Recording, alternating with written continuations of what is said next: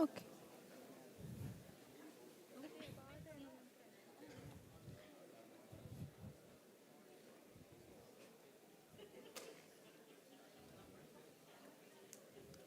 Good morning, everyone. The ceremony is about to begin, so kindly please be seated.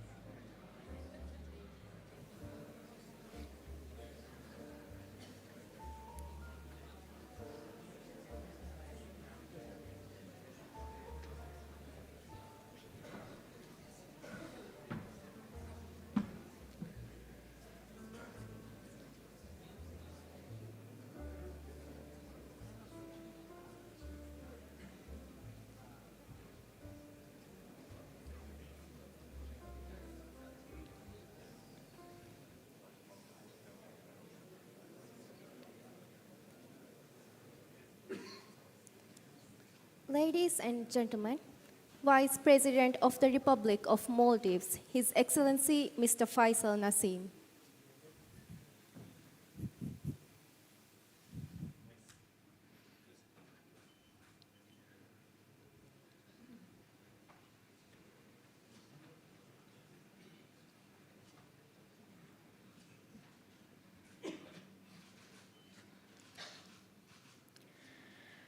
أعوذ بالله من الشيطان الرجيم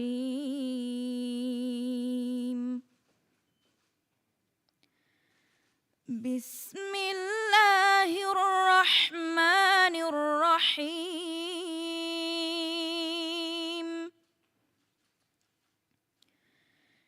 اقرأ باسم ربك الذي خلق خلق الإنسان من علق اقرأ وربك الأكرم الذي علم بالقلم علم الإنسان ما لم يعلم كلا إن الإنسان ليطغى أن رآه استغنى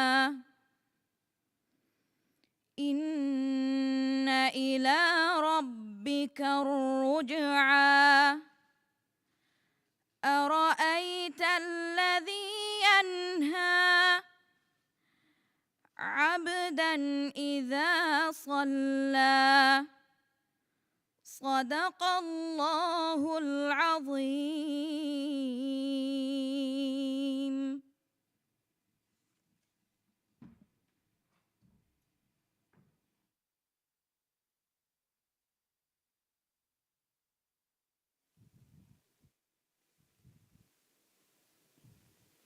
Assalamu alaikum. Dear delegates, on behalf of Ministry of Tourism, I welcome you to the Maldives, the sunny side of life. My name is Unwto. I am from the Ministry of Tourism, Maldives, and I'll be your host for today. Maldives is celebrating 50 years of tourism in the country. To commemorate this special year, we have joined hands with the World Tourism Organization to hold the UNWTO Global Summit on community-based tourism in the Maldives. This summit is one of key events of the celebrations. First item on agenda today will be welcome remarks by the Minister of Tourism of Maldives, His Excellency, Dr. Abdullah Mausum. I respectfully invite Minister Dr. Abdullah Mausum on stage.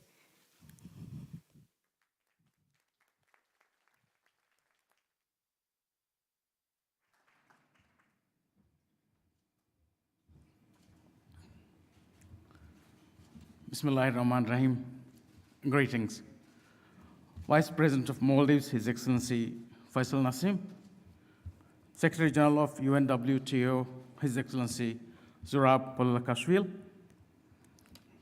Ministers, Parliament members, heads of delegates, ambassadors, Professor Jafari, Professor Abdullah Hamdi, PATA Chair Peter Simon, and PATA CEO Liz Oteguera, keynote speakers, moderators, panelists, excellencies, ladies and gentlemen, assalamu alaikum, good morning, and welcome to the UNWTO Global Summit on Community-Based Tourism.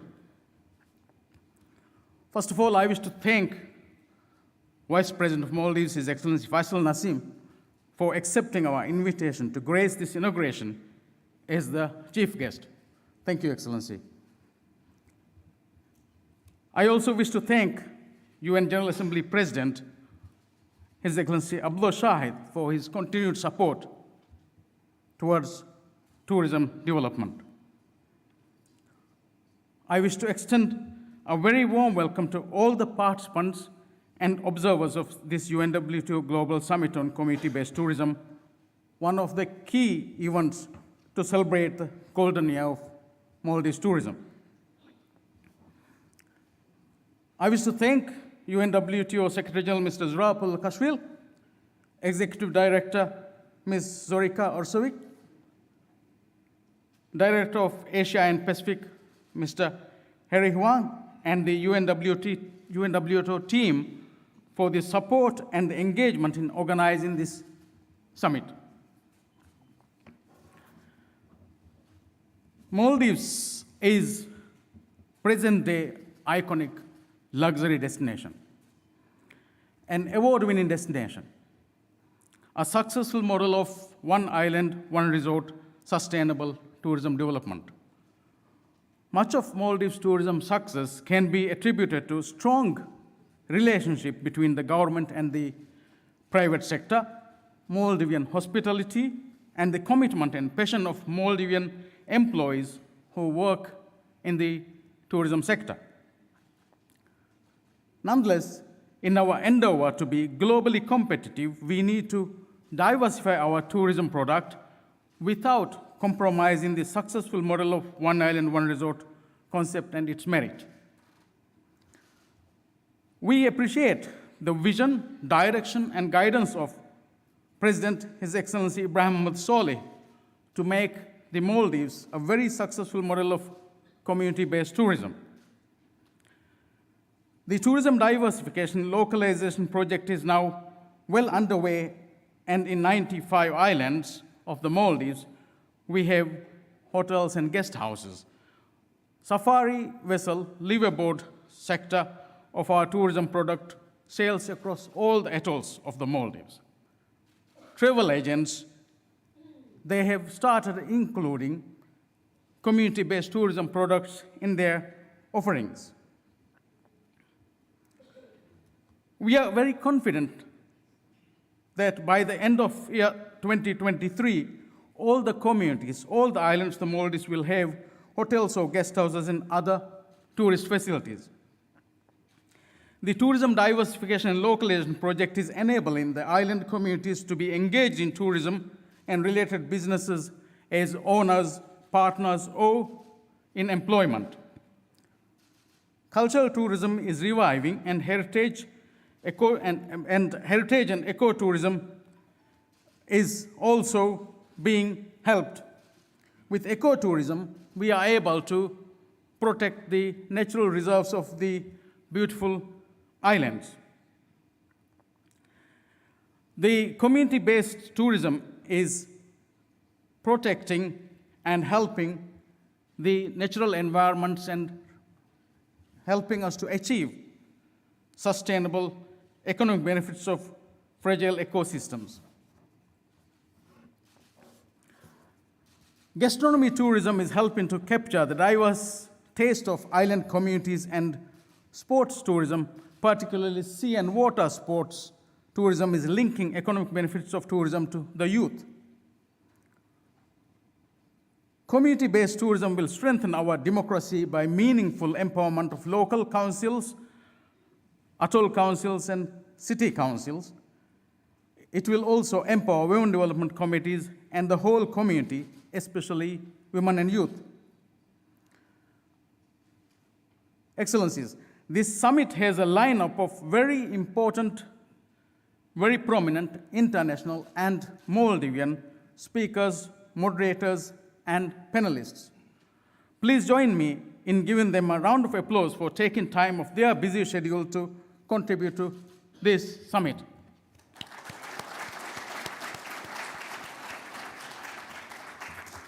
Of course, a summit like this happens with support of a lot of people.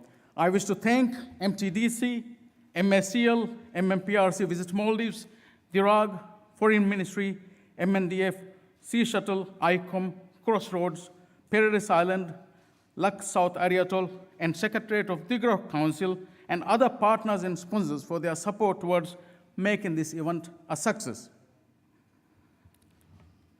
I also wish to acknowledge the presence of local and international media to cover this event and thank them for their significant role that they have played in our tourism recovery. I also wish to thank the magical team of Ministry of Tourism for their tireless efforts to make this event a success. Excellencies, ladies and gentlemen, I wish you all an enjoyable and a meaningful summit. Thank you.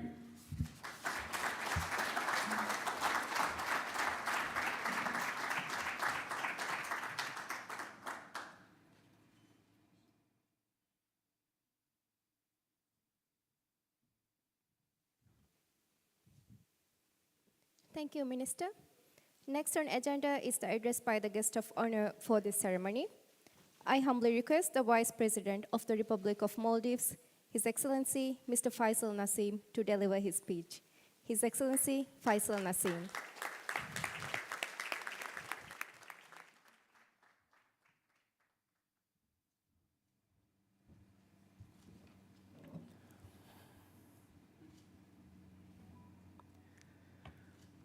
Bismillah ar-Rahman ar-Rahim. Dr. Abdullah Masoom, Minister of Tourism, His Excellency Zurab al-Kashmir, Secretary General of UNWTO, ministers and officials from UNWTO member countries, ambassadors, cabinet ministers, leaders of international organizations, professionals and experts from across the industry, Assalamu alaikum, and a very good morning to you all. It is my pleasure to join you today for the opening session of the UNWTO Global Summit on community-based tourism, and I welcome you to the sunny side of life, the Maldives. Distinguished guests, I can recall a time when developing tourism in the Maldives was deemed impractical. The naysayers quoted our climate and transportation costs, and our dependence on imports as the reasons. It was a group of ambitious young people with the assistance of an Italian tour operator who saw great potential in an industry that would soon revolutionize the Maldivian economy. They did, however, face formidable challenges. We had no proper accommodation, facilities, or modes of transport. We were just a mere chain of islands dotting the dark blue hues of the Indian Ocean. Nonetheless, the pioneers I'm referring to persevered and multitasked. In a single day, each of them wore multiple hats, from boat captains to chefs, to housekeeping attendants, to reservation and guest relation officers. Today, we must be grateful for their sheer ambition and dedicated hard work in bringing the Maldives to the forefront of the global stage.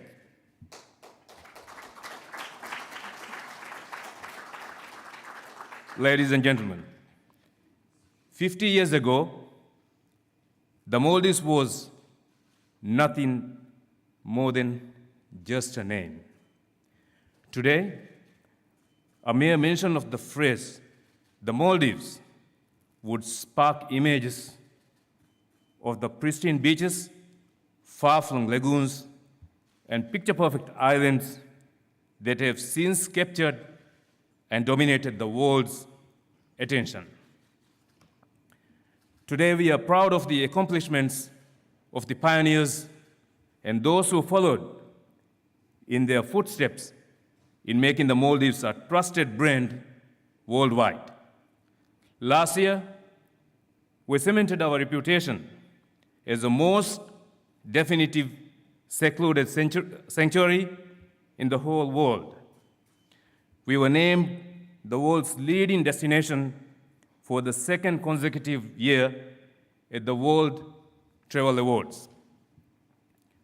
We now have 166 tourist resorts, 12 hotels, 762 guest houses, 147 safari boats, and 2 homestays. Tourism is the main driver of our economic growth, fiscal revenues, and foreign exchange earnings. To promote faster growth, we have rapidly scaled up infrastructure developments, especially in the tourism sector. We have opened up 426 tourist facilities over the past 3.5 years. There is 33 resorts, 2 hotels, 343 guest houses, and 2 homestays, in addition to putting 19 new safari vessels into operation. With that, we have increased the bed capacity by over 14,000. Another 107 resorts are currently in different stages of development across the country, of which we expect to open 22 new properties by the end of 2023. With these additions, our bed capacity will increase by over 5,000. Another 45 guest houses are also currently being developed, featuring some 820 beds. Distinguished guests, despite these developments, in 2020, we too had to shut down our borders and shutter our resort islands. The daily inbound flights carrying groups of excited travelers came to a total stop. Our safari boats lay moored to the docks. Our white sandy beaches, which once bustled with the joyful cries of our visitors, became bare. While our economy is heavily depends on our tourism product, the global COVID-19 pandemic wreaked havoc on our small economy. Ours was one of the hardest hit. Tourism income, the most significant contributor to our GDP, trickled down. The tourism sector staff and other members of the workforce were being laid off.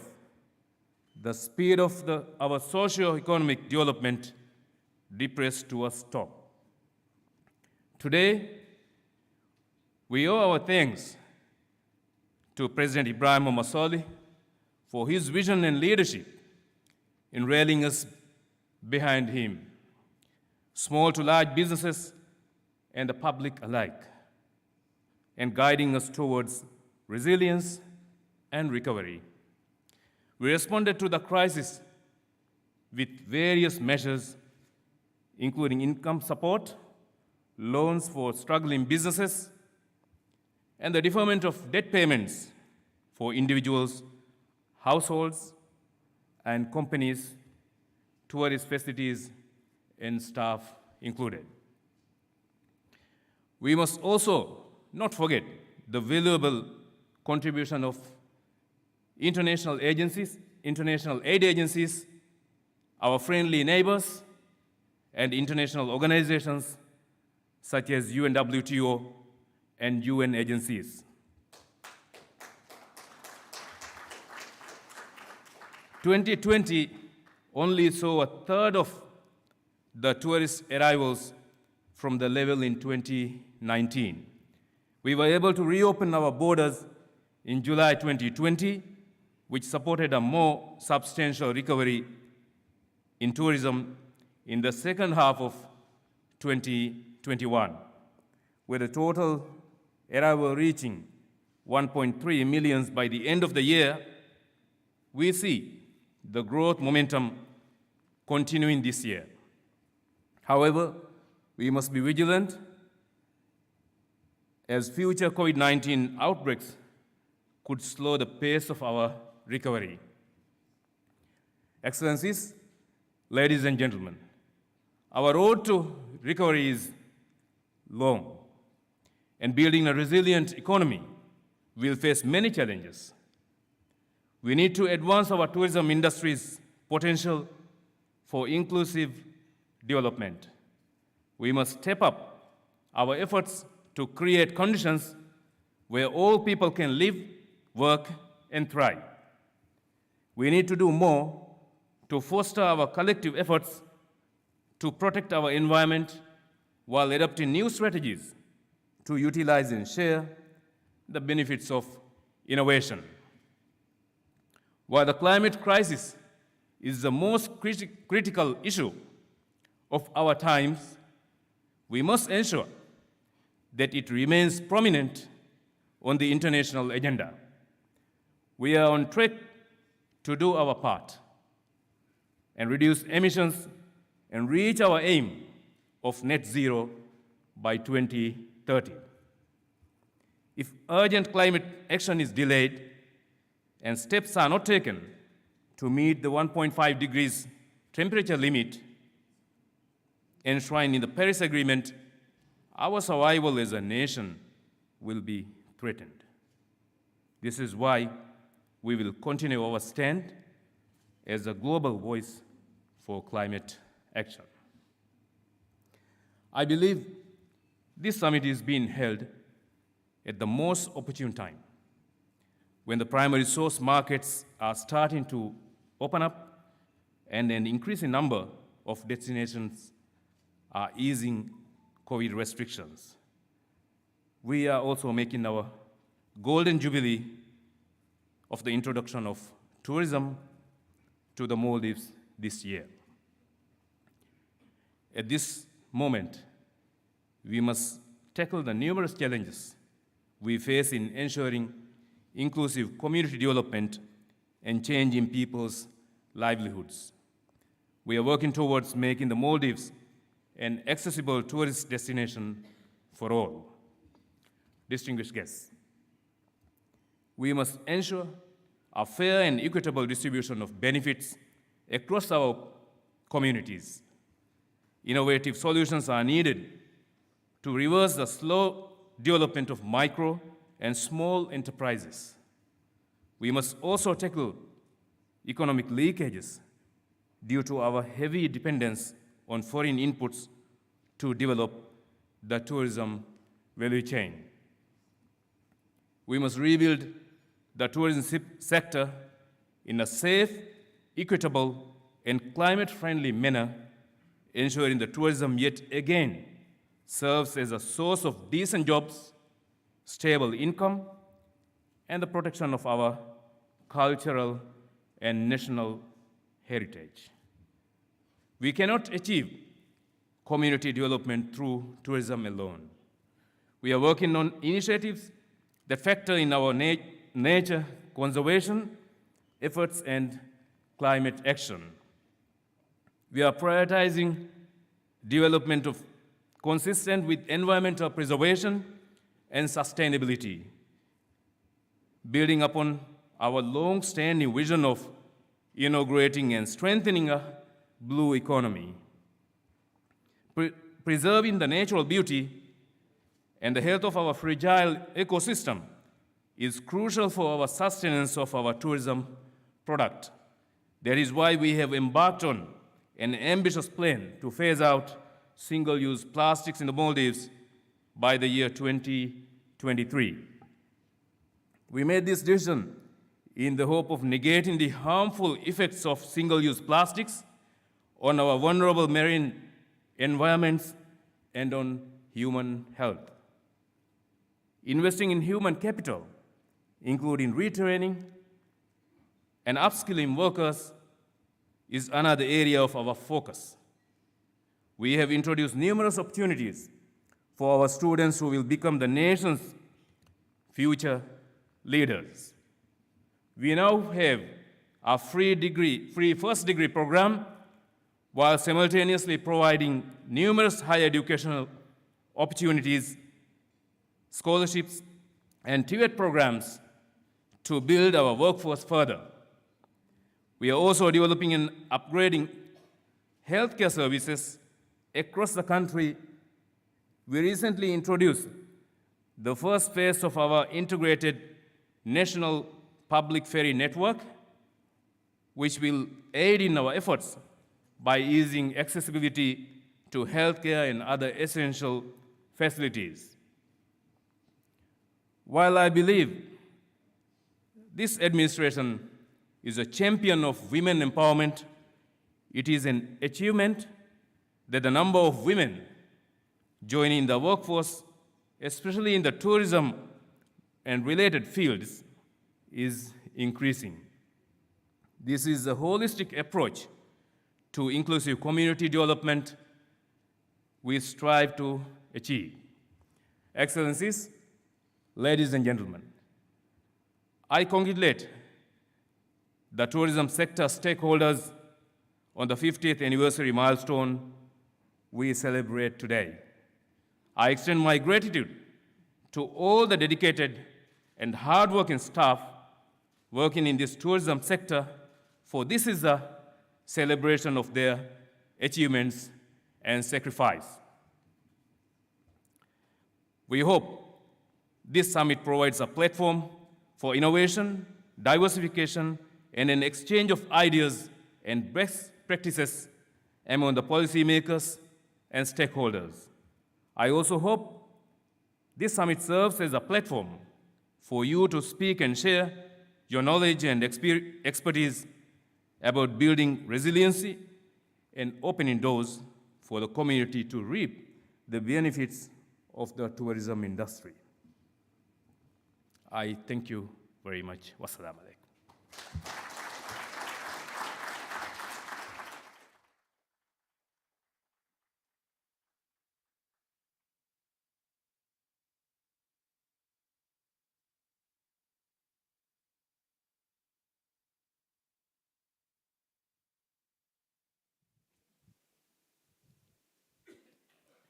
Thank you, Excellency. Next is a congratulatory video message by the President of the 76th session of United Nations General Assembly, His Excellency Dr. Abdullah Shahid.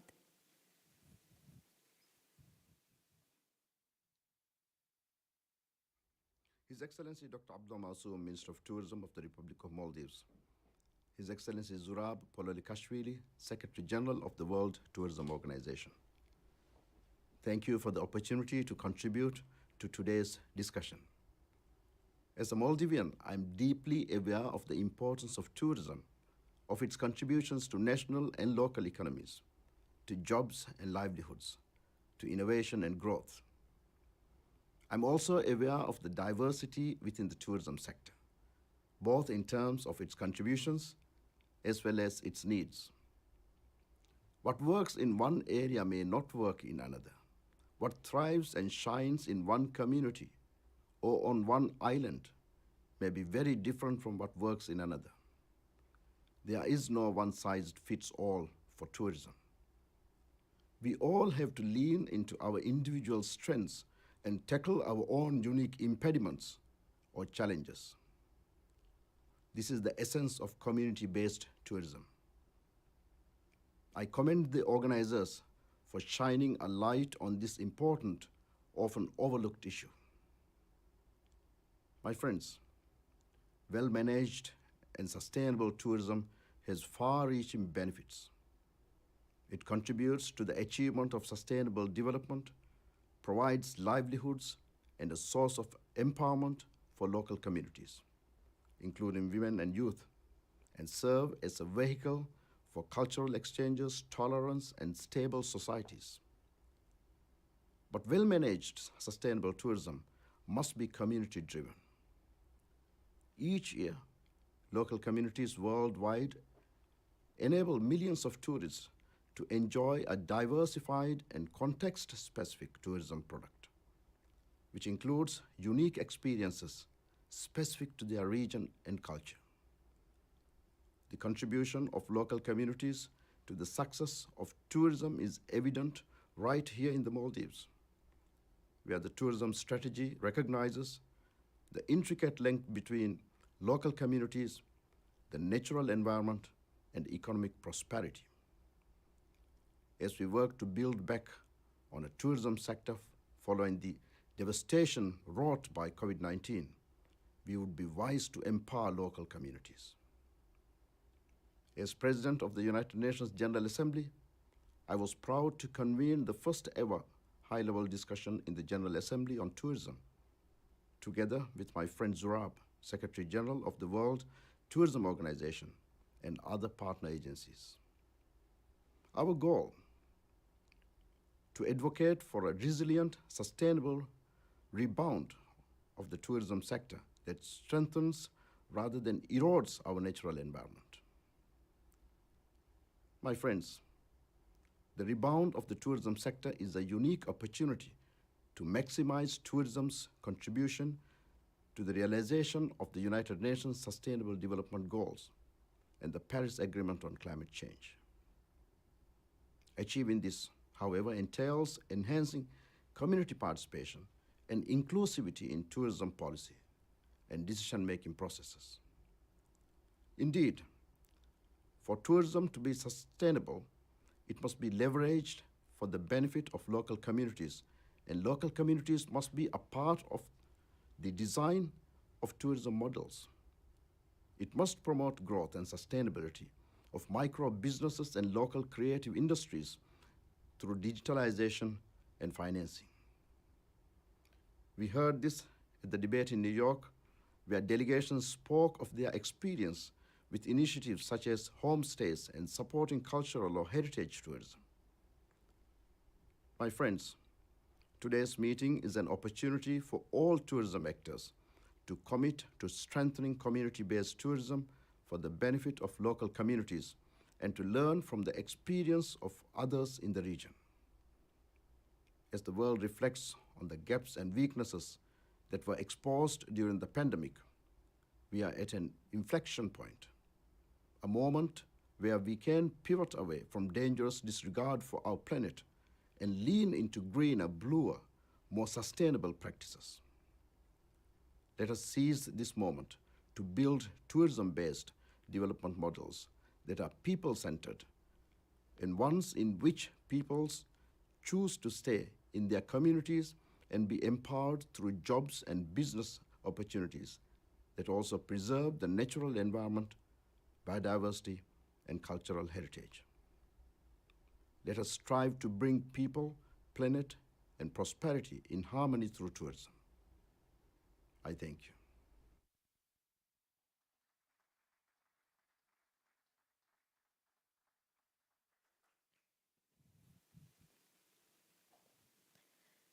I now kindly invite the Secretary General of Unwto, Mr. Zurab Pololikashvili, to deliver his remarks.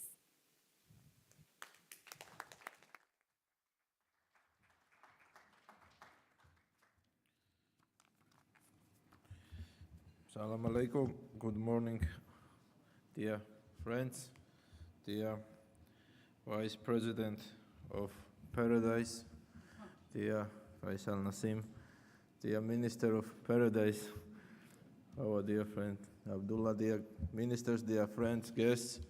I think we all traveled a lot and we can agree that we are in paradise.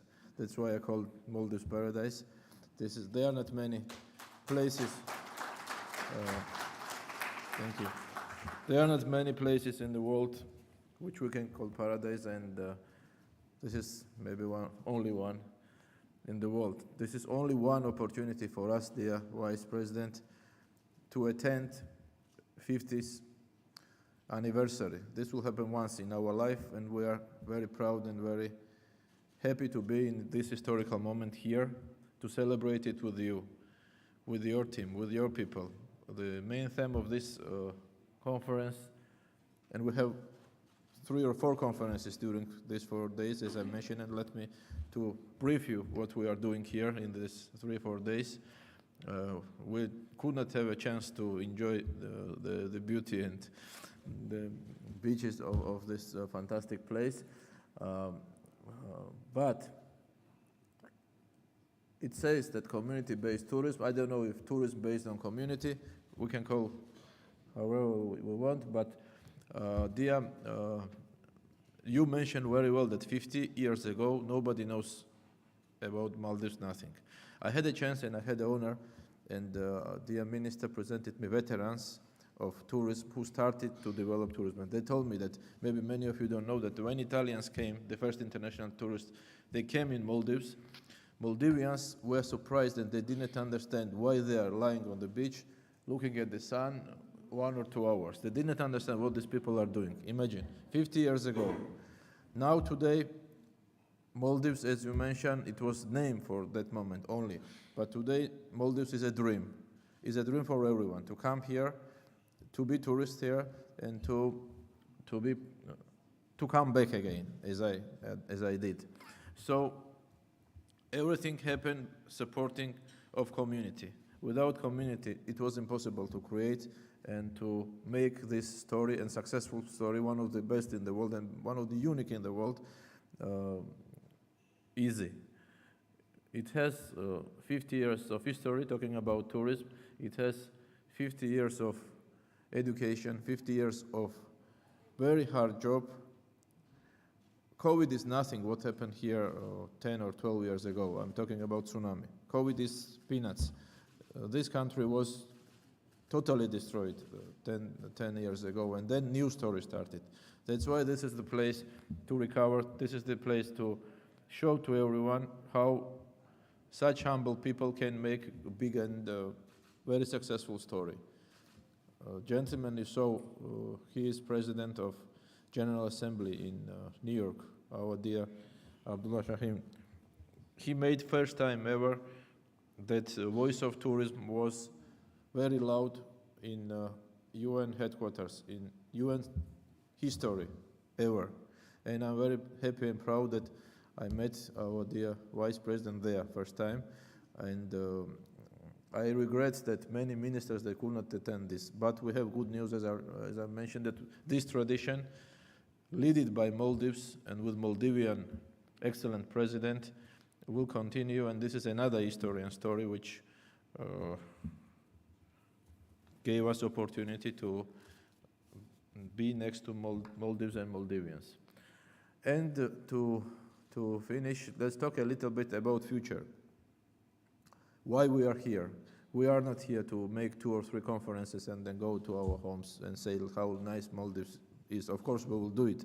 But the idea is to have Maldives another successful story. Another story starting these days. And I want to promise that we will celebrate together 55th anniversary of this story. And 55th anniversary will be much bigger. And 55th anniversary will have results. And these results, it's not international experts or UNWTO's forecast, it's my forecast that I think that in next 5 years there will be no place to invest in Maldives. Because it's very difficult to invest in paradise, and the places and islands are limited.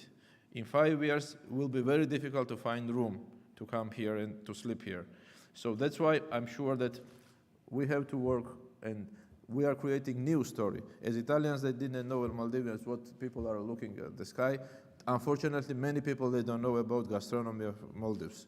This is why, thanks to Minister, that we are first time ever promoting Maldivian gastronomy worldwide. That's why we want to invest in training and in youth generation, because community has to make another successful story in the next 5 years. So 5 years will be target. I don't know I will be in the same position or not, or where we will be all of us, but I will be here in 5 years, I promise you. And that's it. We have full support from President, we have full support from all team, but again, this is the successful story of community. Community, which name is Maldivians, and I'm very proud to have so many friends. And I think we never analyzed, but I'm sure that Maldives is one of the countries in the world where we have more community who is working in tourism industry. I don't know any other industries you have here to work. I think everything is linked with tourism, everything links between island, and this is the very interesting and very unique, again, country where almost 90% work in or for tourism sector. This is very unique, and again, it's a nice showcase, and our duty from UNWTO is to share these experiences, these successful stories, and among member states. So I want to wish all heads of states, all ministers, all delegates, all friends to use these days to work harder and to talk about the future of tourism in region. We did it already yesterday, and to wish a successful conference. I think it did not happen many times that such relevant participations we have these days on island. Many thanks, dear Vice President, to be with us. You gave us other motivation, other drive, and wish you all the best. Many thanks, and hope to see you soon.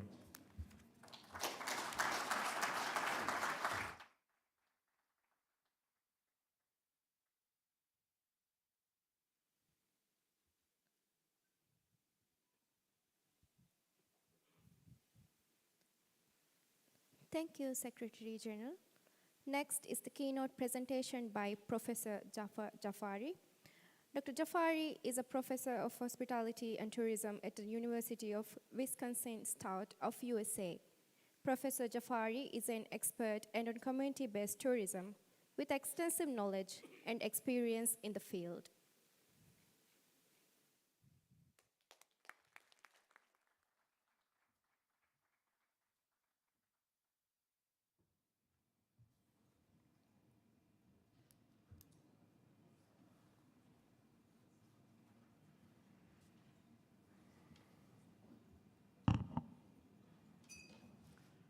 Mr. Vice President, Mr. Minister, Mr.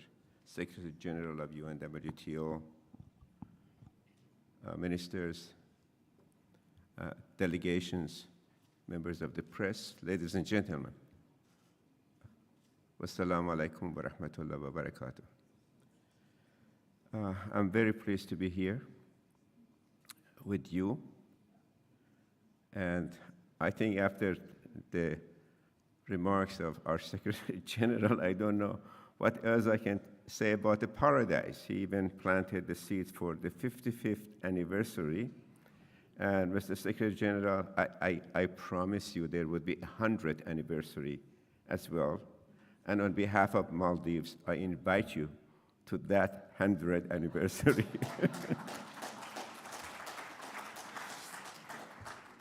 And it would be bigger than 55th, for sure. I have limited time, and I hope the title of my presentation communicates with you the nature and the scope of it. Let me first confuse you, and then I move on. I want to use this here, okay.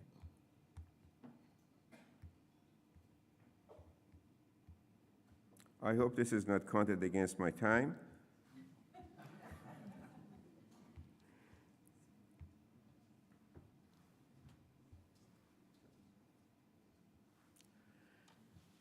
Well, let's begin with a number. I bet nobody can figure out what this number is. Number of islands in this country? No, that's too high. Number of people arriving here per day? That's too low. Number of people, the tourists who come here and wish to stay here forever? That's low. Everybody wants to stay. So what is this actually? It's in a different category. It is the number of academic articles published last year on the subject of tourism. Think about it. The body of knowledge. Have I read them all? I confess, no. Have I read 10% of them? Maybe less. New knowledge. Another number. Now, more or less, you can figure out what this number might be. This is the number of articles on community-based tourism. Just think about this warehouse of knowledge. It's just sitting there, and we want to tap on them. So what is going to characterize my presentation, short presentation, is that these are the only two numbers you will see. No tables, no charts, no graphs. Another thing you will notice, I will not introduce the new theories out of those 10,000 articles. I will be advocating to use the knowledge we already have and have another look to the same knowledge and re-examine them in the light of the lessons we have learned during COVID-19 and the lessons we are learning on the basis of climate change. And simplicity is going to be another characteristic of my presentation, and I hope it communicates. I cannot cover all the bases that Vice President covered all the way in all aspects of it. Mine is more focused, but it still is going to have a scope larger than accommodating in 20 minutes given to me. My simple presentation. I want to bring tourism to the community, and this combination needs to contribute to the health of the community, to the wellness of the community, and to the happiness of the community. That is, to me, community-based tourism, which I'm going to call it somehow differently a bit later. Well, let me mention it now. I use the word nested. Nested in the title of my presentation. By nested, we need to learn from the birds. They know how to nest. They value the tree. They go to a good tree. They even know exact direction that the nest is supposed to be built, because in the heart of the summer, the chicks will be burnt in the sun, so they have to fix it in the right way. That is called nested. And tourism needs to be nested in the community to sit well, to be with it. So let's begin with some post-pandemic tourism, and I will be very rapid. Who says big is better? How about small is beautiful? A concept that began in 1970s. Who says over-tourism is good? Under-tourism has certain values that we have forgotten about. We became so number-oriented before the coronavirus, and that brought a suffocation to us. Who says quantity tourism is good? I assure you, quality tourism is much better. It's superior. You would agree with me. And who wants a smart tourism? Smart tourism has gone the wrong way, in my opinion. It's smart on behalf of the tourist. It is supposed to be smart on behalf of the residents also. And I would call that wise tourism. And which choices are climate change friendly? Of course, community-based or nested tourism would be climate change friendly. Ladies and gentlemen, we are saying goodbye to pandemic, but climate change is coming. It has been coming for a while, and that is the other pandemic with a longer life than 2 years. What it takes, now I want to narrow down my subject, what it takes for islands to attract visitors and to retain them. Why do I focus on islands? Well, we are as our Secretary General said, in the heavens of islands. So let's talk about islands. So my recipe of tourism plus community should be equal to health, well-being, and happiness is what I advocate. You may say, how come I'm not a marketing person? I don't talk about business and so on and so forth. Well, I can do that as well. I study tourism management, etc., etc. But my other hat is I'm cultural anthropologist. And therefore, I value heritage. I value culture. I value community. And the tourism that is not serving and elevating the wellness of the community, that's not good tourism. And this is my slogan. I have been using it for the last 20 years and promoting it. A nice place to live is a nice place to visit. What do you think? And vice versa. So that if this could be a guiding principle to us. Moving forward, you know that tourism has been in hibernation for such a long time, and no matter how much we shook it, didn't wake up. It's gradually waking up. And that was negative. But in everything negative, there is something positive. And I truly believe in that. And some positive things are coming out of pandemic. The lessons we learned. Now, tourism values and importance are known, better known. Before, tourism industry, it was there. It is on the surface. Our Secretary General was very good yesterday to tell us how tourism has come to the surface without saying it was because of the coronavirus that came to the top attention. And he shared with us this situation with the United Nations. Look at the date of it. It's a month ago. As early as that took place, as late as this. So these sort of things are happening, hard to say thanks to COVID, that we are receiving so much attention. And as of only a few days ago, United States changed its mind. And pay attention who put the pressure behind the president's decision. The tourism industry. Tourism got a voice finally. It had a voice, but nobody could hear it. It is heard now. The governments, the kings, the queens, the presidents, the vice president, they hear it. The economy hears it much better now.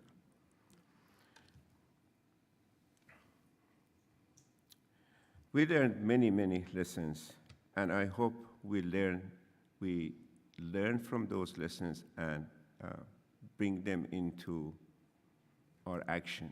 Learning is something. Knowledge to have is one thing. Knowledge to use is something else. And we have a lot of knowledge, not only the published one I mentioned, but the knowledge we gained during this period. Every tourism product has been affected, including the 4 S's of tourism that you're all familiar with: sun, sand, sea, and the other one. But there are other products as well. And they all have been affected, and new S's are created.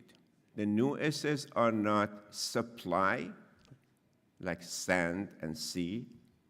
They are modus operandi, and help the modus vivendi of tourism in the future.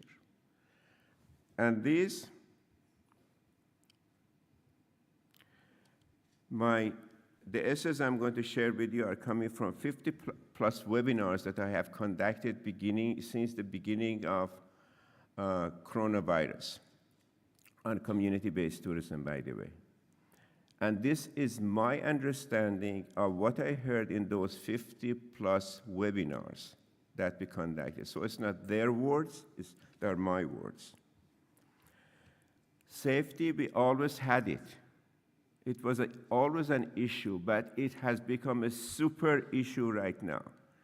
Look at the closer tie between UNWTO and WHO. Wasn't there a relationship before? Of course there was. But the bridge is built. The bridges that our Secretary General mentioned, they were in all directions, by the way. They are needed. and he also talked about the traffic on those bridges. So we need to build the bridges, and we need to have traffic on them. Security, it has been with us forever, but it's going to become even more important to us. The first time I thought about it, it was more or less during twin attacks in New York City, the terrorism of September 11. That's the time it really came to view. It became known to us how important safety and security are. And it's the people who are in Europe are worried about tourism in Europe because of the war which is going on. You see, the connection is always there. Sanitation, it brought the WHO, ILO, ministries of health, etc., even closer together. And they are controlling, they have to control the situation with sanitation. Another is service. Service has been always with tourism, but unfortunately, we lost the core of service in tourism, which is hospitality. What is hospitality? So tourism became more service, but the hospitality was lost. I come to Maldives, I want Maldivian culture, hospitality, situation. Wherever you go, you want that. So I think hospitality is coming back, and I hope we hold on to it. To me, tourism is the body, and the spirit of it is called hospitality. A body without a spirit is nothing. And by the way, we are the only hospitality industry, but we are not the only service industry. Banking is service, education is service, health is, but we are the only one who call ourselves our service hospitality. Accentuate that. Sympathy and sensitivity. It's much more important now than ever before between host and guest and employee to employee. Employee relation now is going to be very different, and we need to educate them for this triangle of relationships that was less important before. And small is beautiful, in my opinion, is coming back. It should come back. Small is more manageable. It's even more climate friendly. So, and it helps to bring out local charm and corporate destination, corporate culture of destination. Sustainability has been with us before, and it's going to stay firm. We saw climate change is playing its role. United Nations SDGs, UNWTO. Just look at the very last, one of the last actions of UNWTO. June 2nd, not too many days ago, these forces are brought together. These are the bridges that Secretary General was talking about, very important bridges, that they must be in place. They were in place, but they are reinforced. Some of them were not in place. Moving forward, yesterday we talked about Build Back Better, but this has to be in relation to all tourism products, not the 4 S's. All tourism products. But now you may say, what do you mean by tourism products? Name some of them.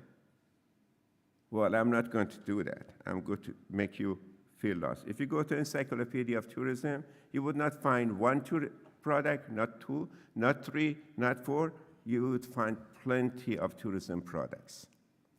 And this is the menu that the countries choose from. By the way, this menu is based on documents that these markets exist and are breathing and they are working. A market which might be arriving is not there. And from that menu, again, remember, I want to focus on islands, and we are in the island countries. These are based on what I read. I reviewed. We are working on the next edition of Encyclopedia coming out at the end of this year. I reviewed all these articles, not written by me, by the way. And I got the backing that they will stay, they are going to be here, they are going to be very strong, and they are very suitable for island countries or destinations. But that is too many to deal with, so I decided to narrow down, concentrate on a few of them. By the way, in the encyclopedia, we just don't talk about tourism products. Every country of the world is included, not on the sense of they have beaches and cultures and so on and so forth. It's not a marketing piece. The structure of tourism in that country, how is it run, how education is done, what's the history of it, and so that kind of, and by the way, again, not written by me, they are written basically by people from the country, somebody from the ministry or somebody, ministry and professor joining forces to produce those. Beach tourism, the entries tell me that are to stay here strong and well. Bicycle tourism, gosh, we saw it here in a different way. The bicycles on every resort we have is doing the job, and the little cars, all of them electric, it's amazing. Things are happening right here in Paradise that our Secretary General mentioned. A culinary session, well, we have a session coming up today. That is a product also, and tourism can benefit, take advantage of it, and that brings out the character of the country, culinary of the country. I'm not reading you the statements I have there. You can see it for yourself. Health, wellness, beauty, spa, and happiness tourism. These are all related to community when tourism is nested in it. Music, yoga tourism is known to us, but post-pandemic people want to detoxicate themselves of 2 years of suffering. They want to let go. They want to have their hair done. I cannot have my hair done, but other people can do that. So these sort of things are going to have deeper meanings to us. Village tourism. Village tourism or farm tourism. We have agritourism also today, as you will see. Secretary General talked about Best Tourism Village Awards. Actually, we did already a webinar on that in our webinar series, and we have another one on Best Tourism Villages on June 28th, if you would like to join us. And we are interviewing people from the winners, the best villages, and tell them how they are using the privilege that they got, how this is helping them, how it's shaping their future, etc. So join us if you want. And here's the celebration of Best Tourism Village by WTO. The only market I have included here in the sense of human persons is senior tourism. This is the market that continues to grow in size. Absolutely no doubt about it. Nobody would disagree with that point. People live longer, they're healthier, and they know the value of the remaining time. And they are the people who travel slowly, and they're easier people to manage, and they are more profitable to keep. So we have to concentrate on senior tourism. They would love island destinations, no doubt about it. And the one I like most, and I think is going to come back really nicely, is slow tourism. We should stop rushing the tourist. We should hold on to them.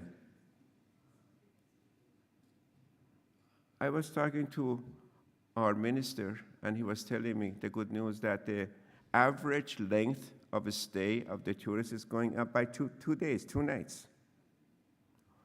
This is more important than he tells me that we got 500,000 more tourists. Staying longer would do even better. It brings the same amount of money anyway. So which is easier? Stay longer, much longer. Let them to be longer in the heavens.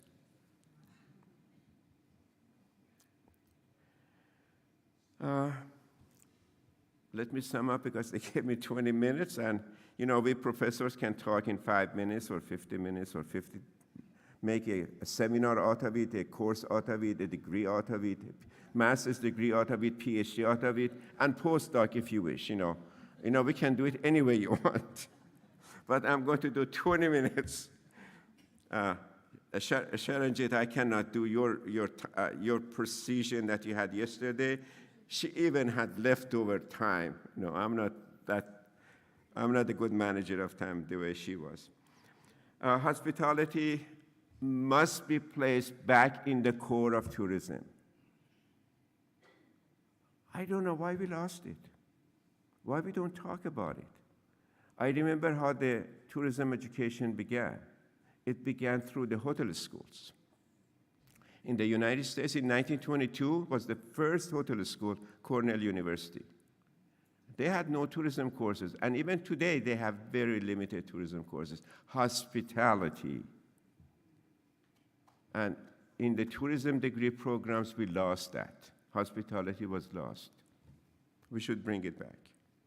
Tourism should be seen through the eyes of the resident, sorry. Again, this comes from my anthropology orientation. Seeing through the eyes of the tourist is not the right way. I don't believe on those consultants on the Fifth Avenue of New York who do a consultant report for you. They see through the eyes of the tourist, and they want you to shape your destination according to the eyes of the tourist. No, it has to be through the eyes of the residents. Ask the residents to tell you who they are, not the tourists to tell you who you are. Favoring small and slow tourism, I think we want to give more room to this. No more over-tourism. Now, some of you say over-tourism is good because we need them. No, over-tourism is not what Barcelona alone experienced, or Venice alone experienced, or Dubrovnik experienced. A village, a small village with 2,000 tourists per day, that's over-tourism. So over-tourism is not measured in millions. It's measured in tolerance of the community. To how many can they tolerate? That needs to be understood. And anything beyond the tolerance is over-tourism. Under-tourism gives you more time to work on quality. If you bring down the quantity, quality goes up. Quality tourism, well, I was ahead of myself. Longer stay, and instead of more arrivals. I was in a given country, I was making this point, and the lead person said, no, next year I would like to report that 2 more million people arrived. I don't know if that quantity is important, level of measurement. Incorporation of new tourism assets that I mentioned, which are modus operandi and modus vivendi of tourism, the new ones, they should be incorporated in training and education. And I say that because I'm a professor. All my life, I have been training, teaching the next generation. And I think we have to wake up to the reality that post-pandemic is different, and everybody, including the existing employees, need to be retrained.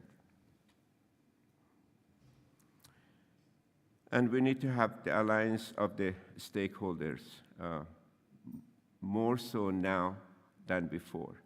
Did you notice the case of USA said airlines and tourism groups came together, put them separately?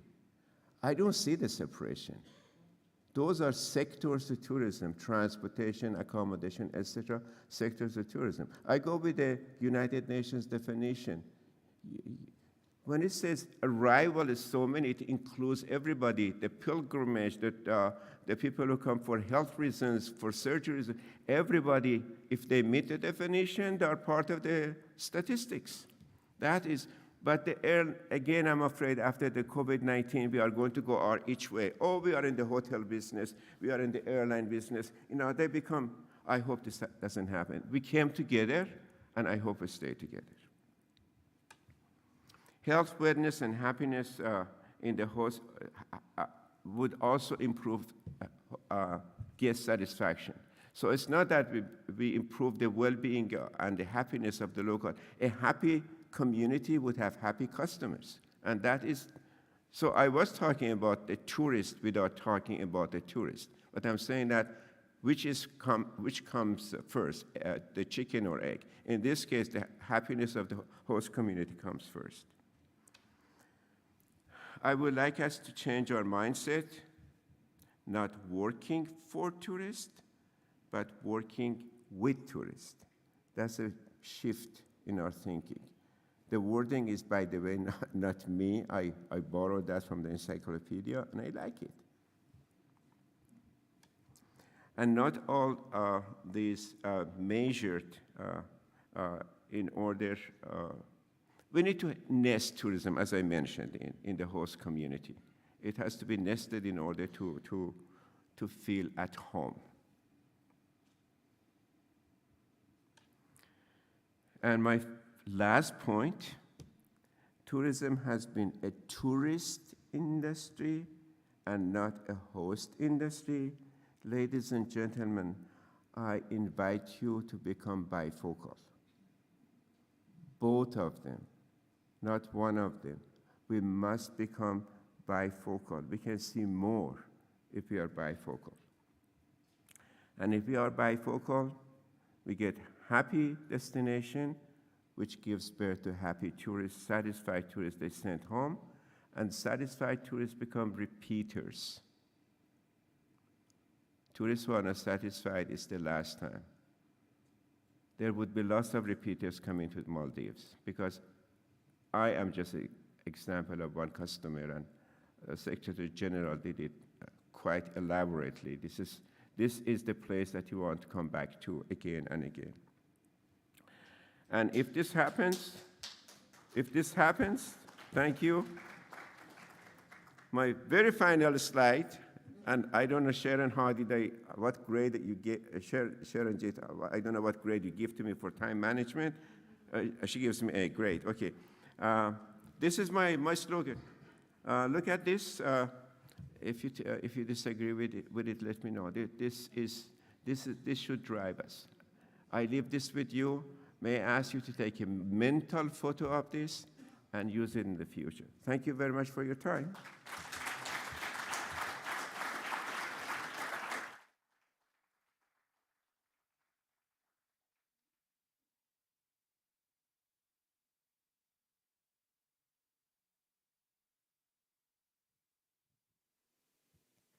Thank you, Professor.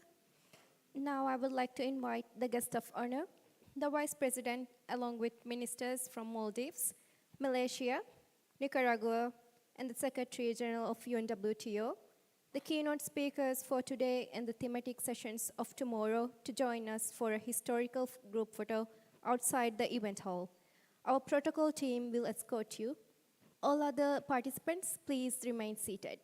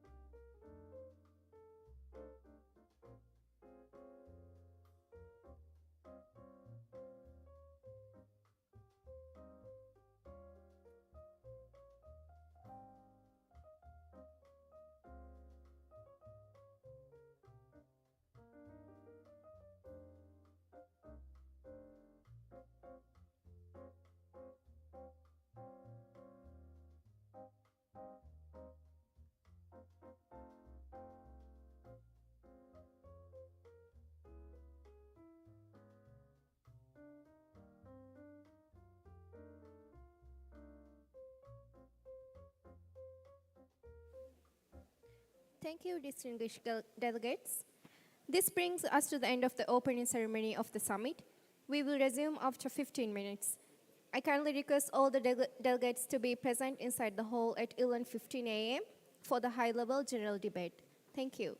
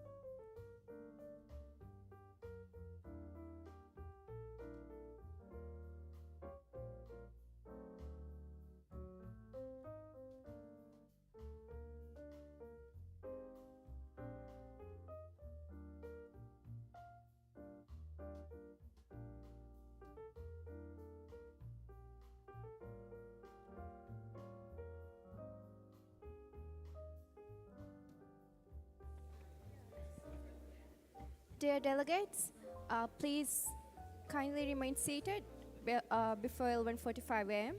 We will begin the ceremony soon.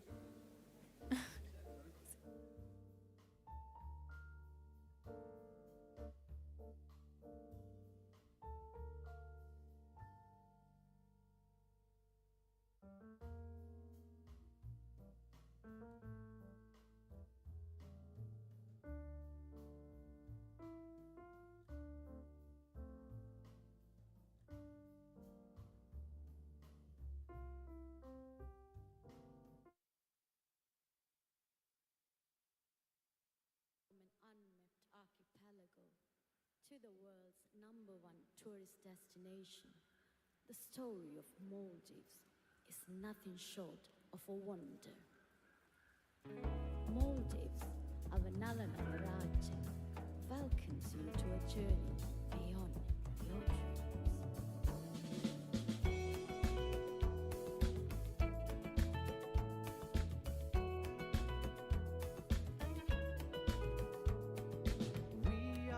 Children of the sea and ocean tribe, the world's gotta see, got to see. The shades of blue, white and green, it's a perfect place for you to be. It's a must to see, a must to see. Life is warm where we are.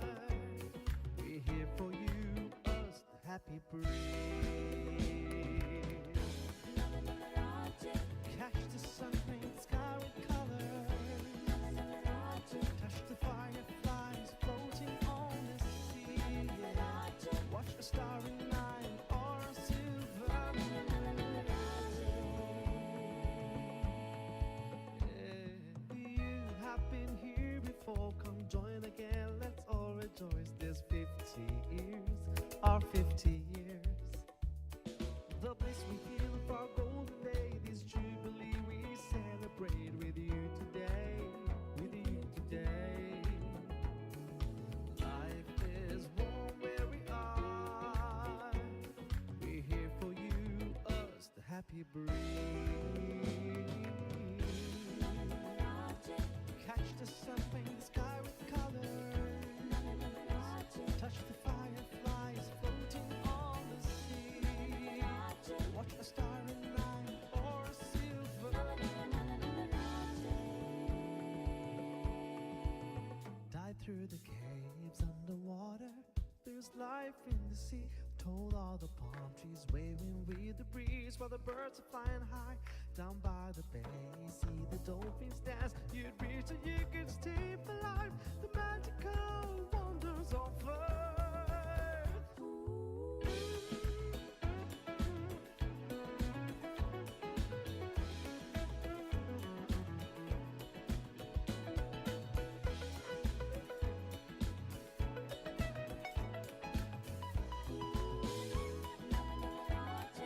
Catch the sun in the sky with colors.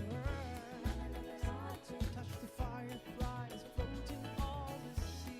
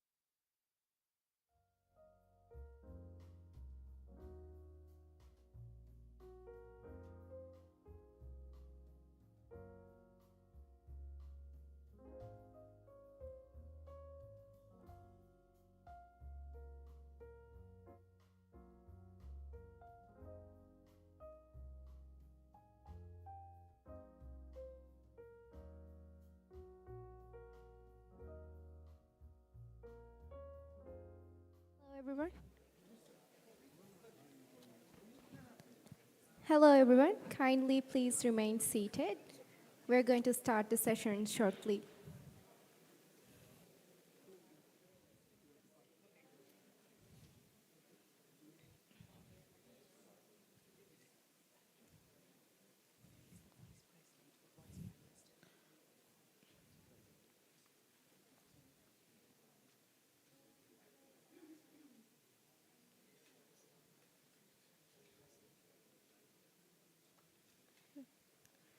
Welcome back, everyone.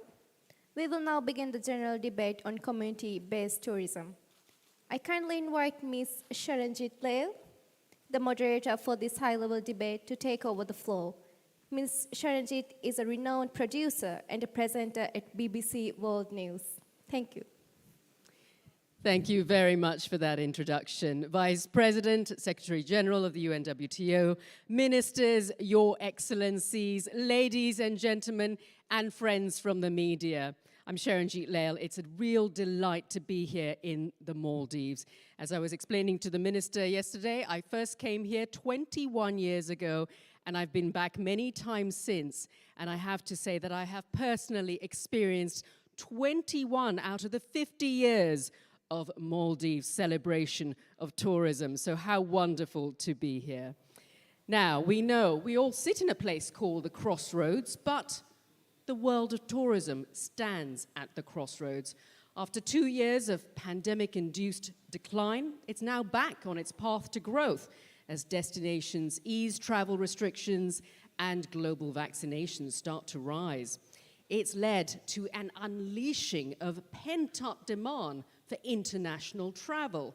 But all of this is exposing its fault lines, its many challenges in the fair distribution of wealth and benefits across communities.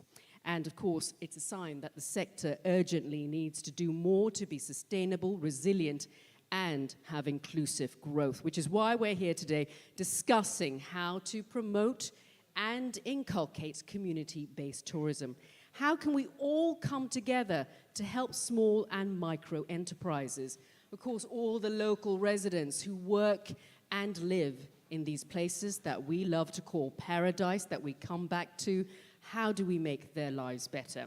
So this dialogue is with industry leaders and ministers. It'll be a chance to learn from good practices in inclusive, community-based tourism, destination resilience, and how to develop sustainable tourism business models. So thank you all, and let me introduce our speakers now.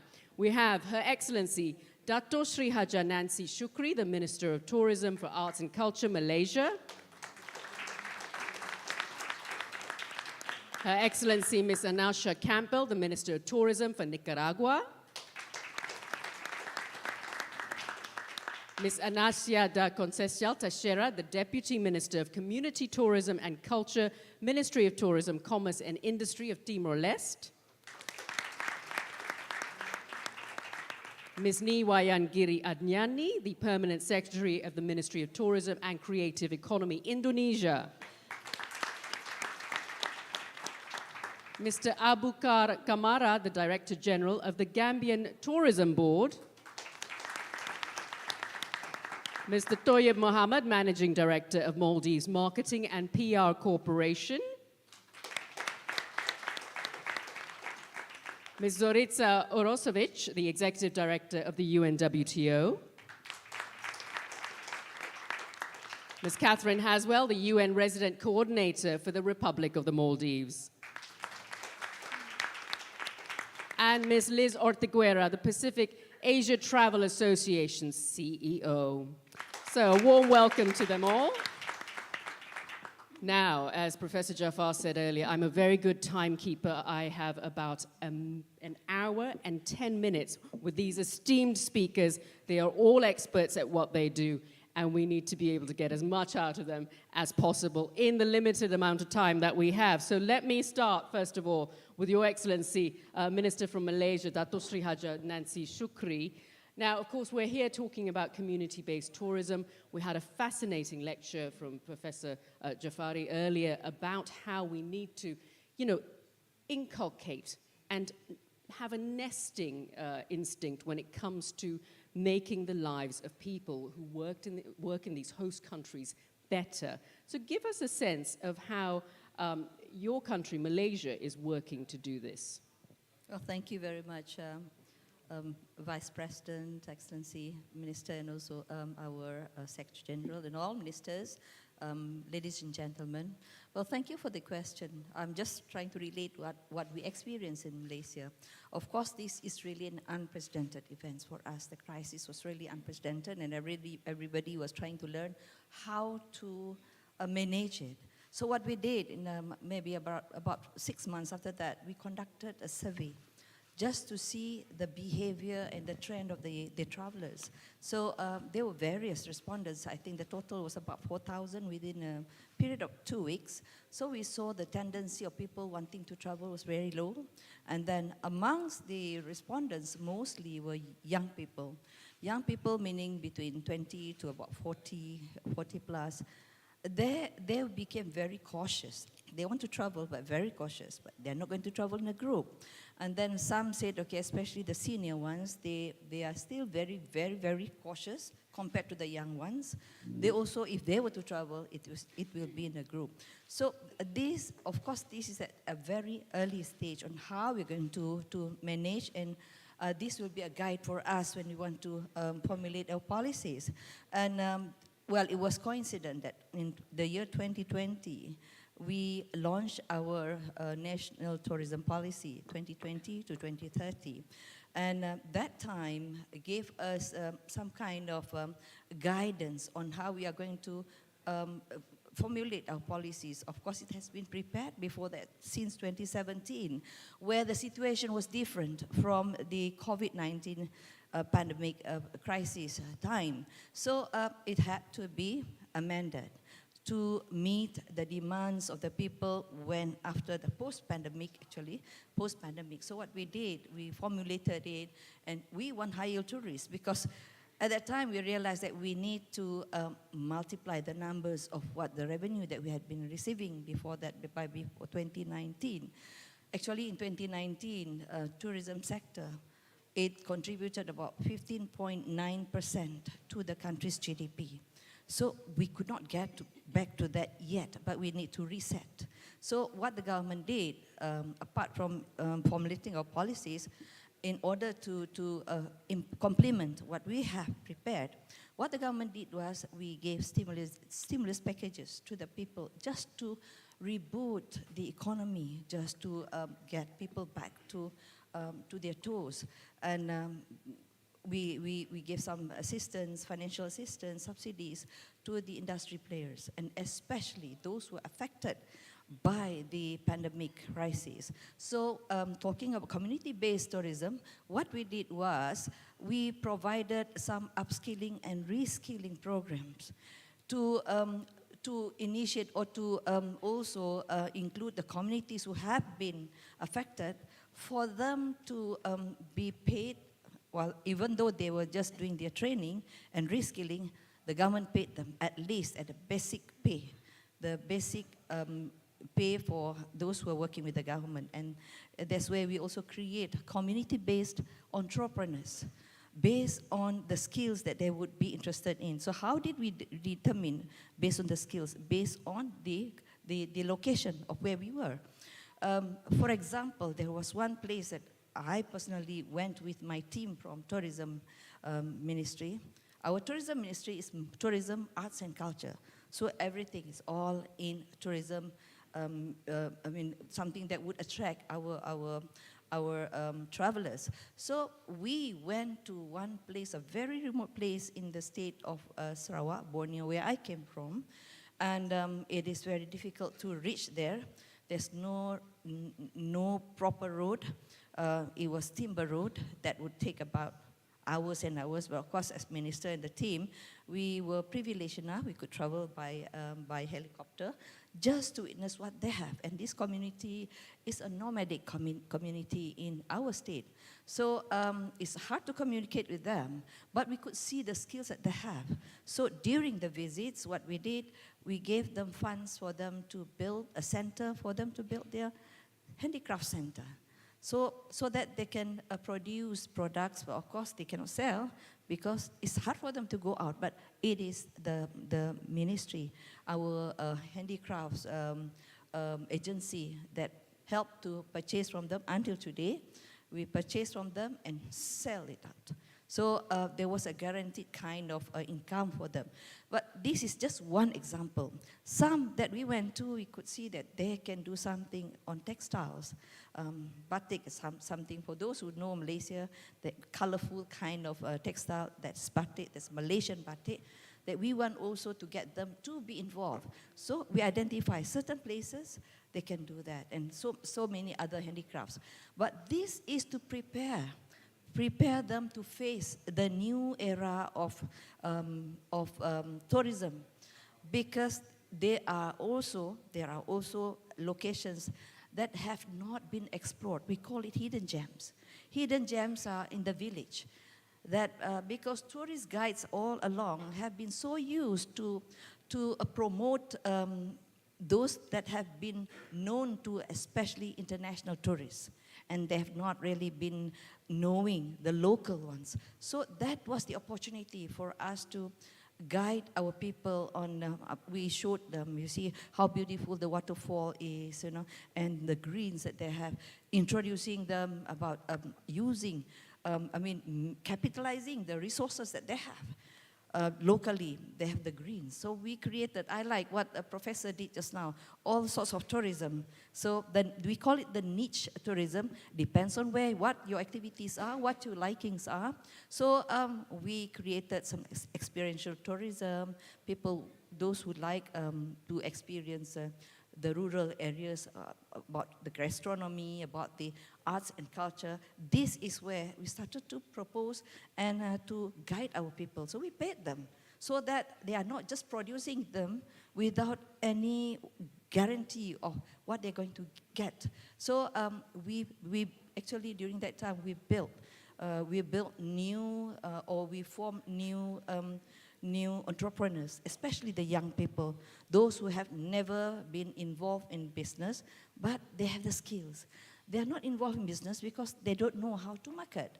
But to me, it is our duty to facilitate. Mind you, during that time, museums were before the COVID, museums, the locals don't bother to go to museums, they don't bother to go to art galleries, they don't bother to go to the libraries and the zoos.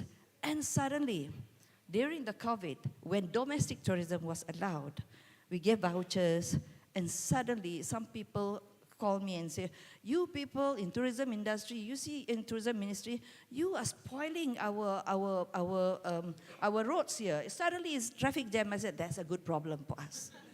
Because that's a good problem for the people, for the community. So this is how we see it, because we see what the tourist guides before that did not see. Suddenly museums are all very useful, and they have learned a lot of things. But I agree, a lot of storytellings have to be told. And we need to do reskilling, upskilling, to train our people about how to share the stories. It is the storytelling that pull people to our country. So having said all this, there are more, okay? There are more to that, but I know I cannot talk for too much. But anyway, having said all that, we are now already at the verge of getting all tourists coming to our country. We open up our borders on the 1st of April, especially to international tourists. Well, welcome to Malaysia. Thank you very much. Thank you. Well, as you say, Minister, it sounds like Malaysia has done a lot. It's done what many countries have done during this crisis, which is provide support. The subsidies I'm hearing you talk about that enabled people in the tourism industry to continue working, or at least getting some means to support themselves and their families. And also I was really struck by what you said, the skilling up, upskilling, retraining, and trying to retain the young in those villages. It's really crucial, isn't it? Because they tend to leave for the big cities. So what tourism is doing is enabling the youth to feel that their villages are valuable and to stay, because there is so much heritage and there's so much charm in it. Now we move on to Your Excellency, the Minister of Tourism from Nicaragua, Anasha Campbell. Give us the Nicaraguan, example of how it's trying to shift its consciousness in tourism, trying to support community-based tourism. Thank you very much. Good day, Vice President, Minister, General Secretary, all colleagues.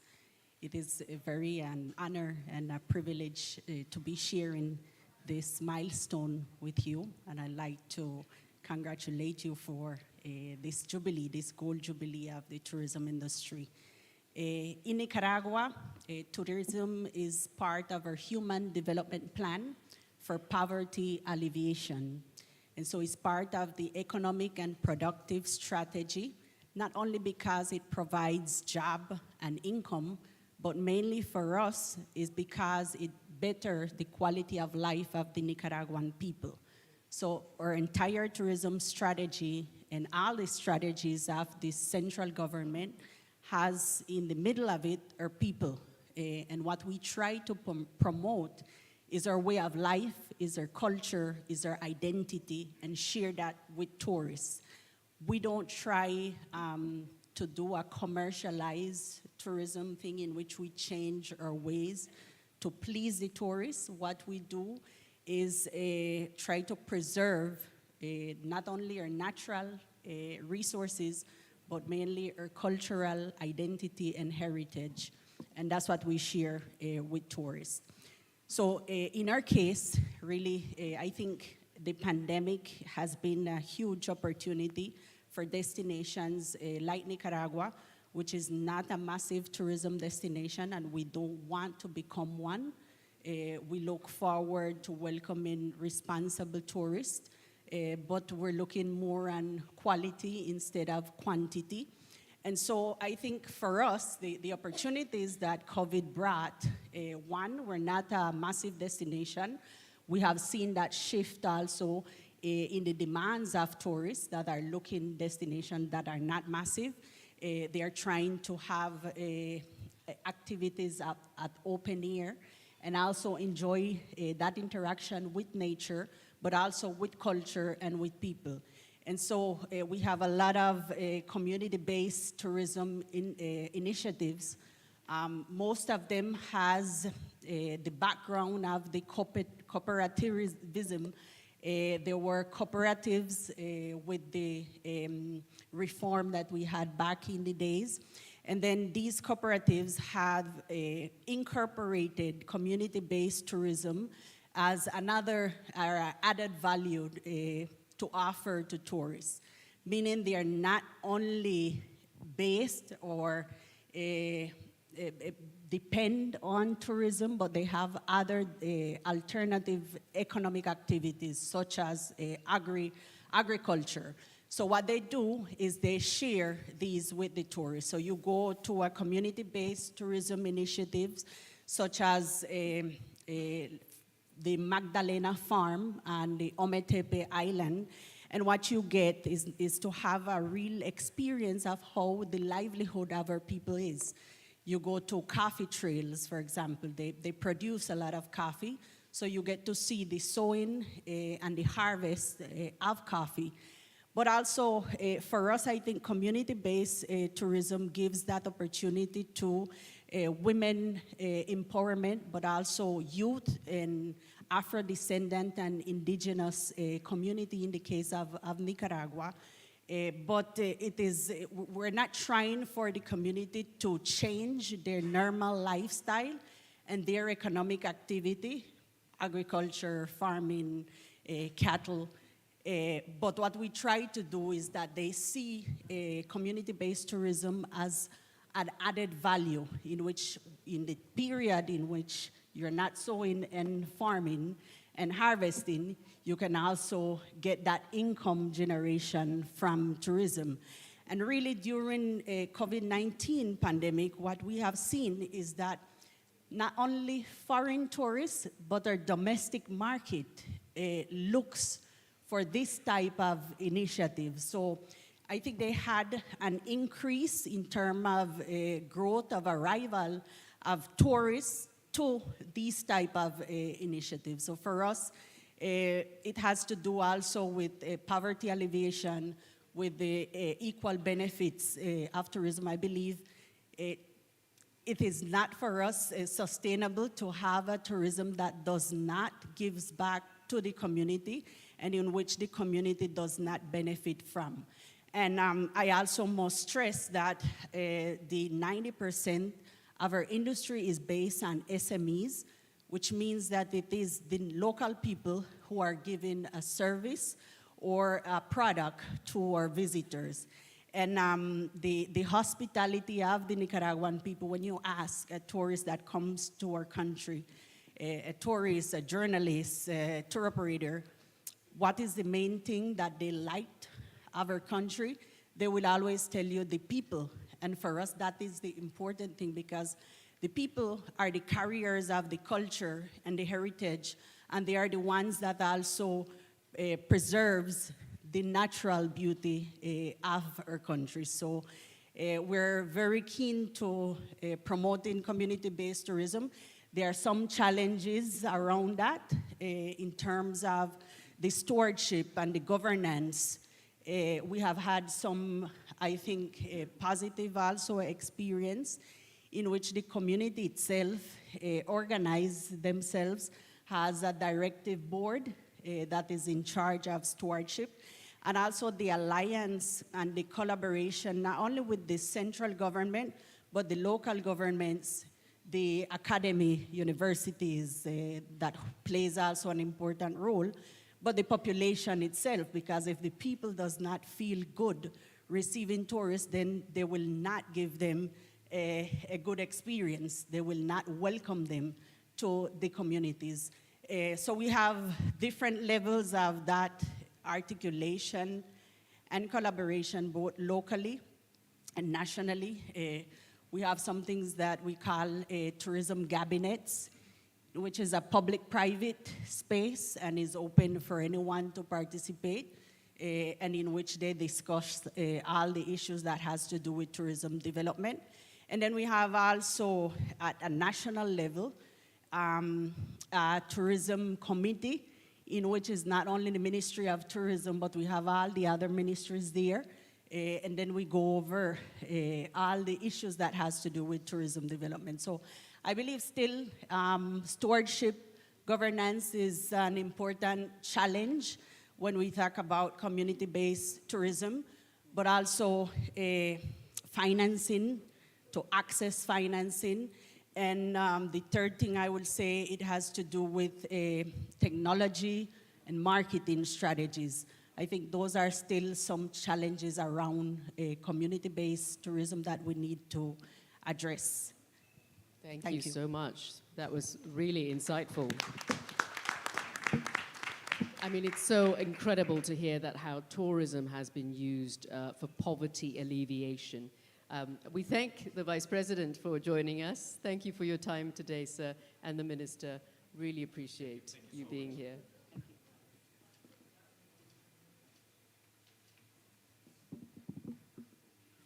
And as I was saying, I think the Nicaraguan experience is really, really interesting because it's about poverty alleviation. It shows how important tourism is to those communities. And as the Minister said, it supports the indigenous community, women, children, the youth. It's so crucial because it supports so many pillars that are absolutely integral in keeping those villages intact. So really fascinating examples there. And then, of course, the governance is crucial, making sure it all runs, very, very effectively. As we heard from the President of the Maldives in his video message earlier, we are at an inflection point. This is a chance to really improve, so let's improve for the better. Now to Your Excellency, the Deputy Minister from Timor-Leste, Anasha Teixeira. We spoke yesterday about the many, many things that Timor-Leste is doing, but of course you are a young country, 20 years old. So give us a sense of what is the government policy there in terms of developing sustainable community-based tourism in Timor-Leste, and again, what are the opportunities and the challenges of that? Thank you again. Good morning, everyone, ladies and gentlemen, and excellencies. I think thank you so much for the second opportunity. when we're talking about tourism in my country, which is only 20 years old, development of tourism is in the stage of early stage. And when we talk about community-based tourism, actually it's been implemented before, but sometimes the implementation, it needs a test and trial. So before, the previous government focuses on infrastructure base, but this is because we have in the pillar of policy of tourism, we have 5 pillars, and one of the pillar is people, focusing on the people. And when we implemented tourism, especially community-based tourism, they focus in the infrastructure one. But what happened is that it doesn't work because people is not involved. So we do a survey and study and interview to find what's the best way to implement community tourism. And this is why we find a new process of how implementing it by using a guideline implementation and to involve the people in the whole process, starting of the planning, development, and also when they become independent, helping with financial assistance, and also help them to do monitoring evaluation, whether these groups really benefited for community tourism. And for other countries, I think tourism is something well known already, but for Timor-Leste, especially in rural areas, sometimes they understand that community tourism can bring economic benefit, but what the mechanism for them to get the benefit, this is the things that the government have to put some policy in for them to understand. So the initial planning when we do to develop one place for develop community tourism, because in structuring community is very complicated because we have like local authority, we have young people, we have marginalized people. We have to involve all of them in the process, especially the veterans as well. And because these things we don't involve at some time, they can create a problem in the future. So initial planning is very important for them to involve. And some of the process that we develop, we find so many challenges. Challenges in rural areas, for example, basic infrastructure. For example, water, road access, electricity is become the hardest limitation that sometimes community are facing. But we're thinking that by using community tourism policy, we can help the community by solving social issues in the same time solving economic issues. And this is why like some area we develop for community tourism, we're helping the community also by using cooperation within other ministries as well to putting a plan that we think that, oh, this place is very important for development of tourism. Please, in your planning, to put like a water, electricity, and road access to that. And actually, it really helps. It really helps in this process.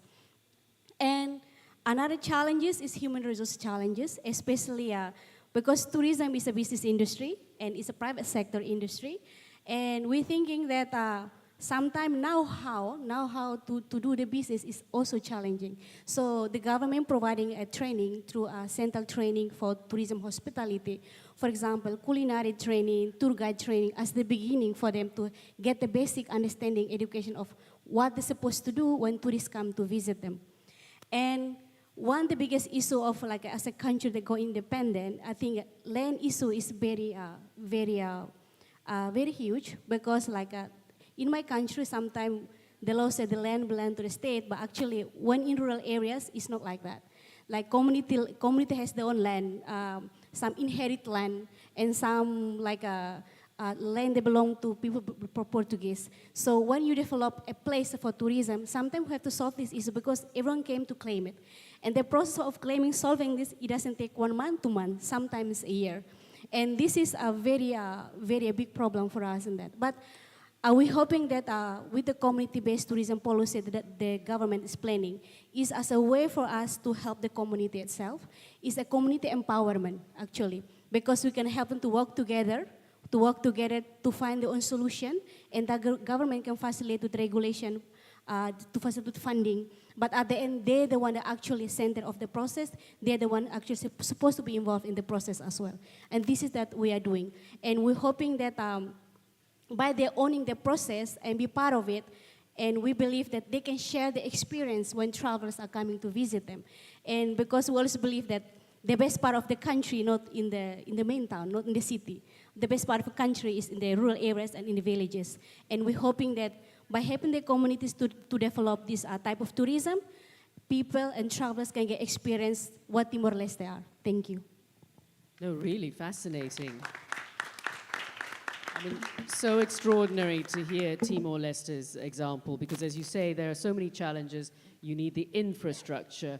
You need to be able to involve the communities in a way where you can really build trust so that they know that you have their best interests at heart. And that is sometimes very hard to communicate. So you need to educate these communities to tell them actually tourism is a great thing. It can bring you benefits. It can bring you opportunities. It can bring a livelihood to you and your families. So that is so important to hear. We move to the Indonesian example next, and of course we have our Permanent Secretary of Indonesia, Niwayan Girianyani.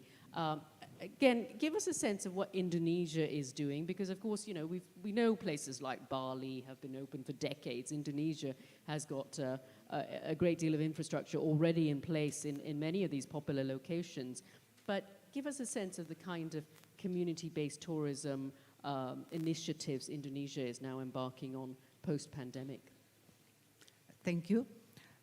Well, if we talk about community-based tourism, so we understand that it's not a new concept.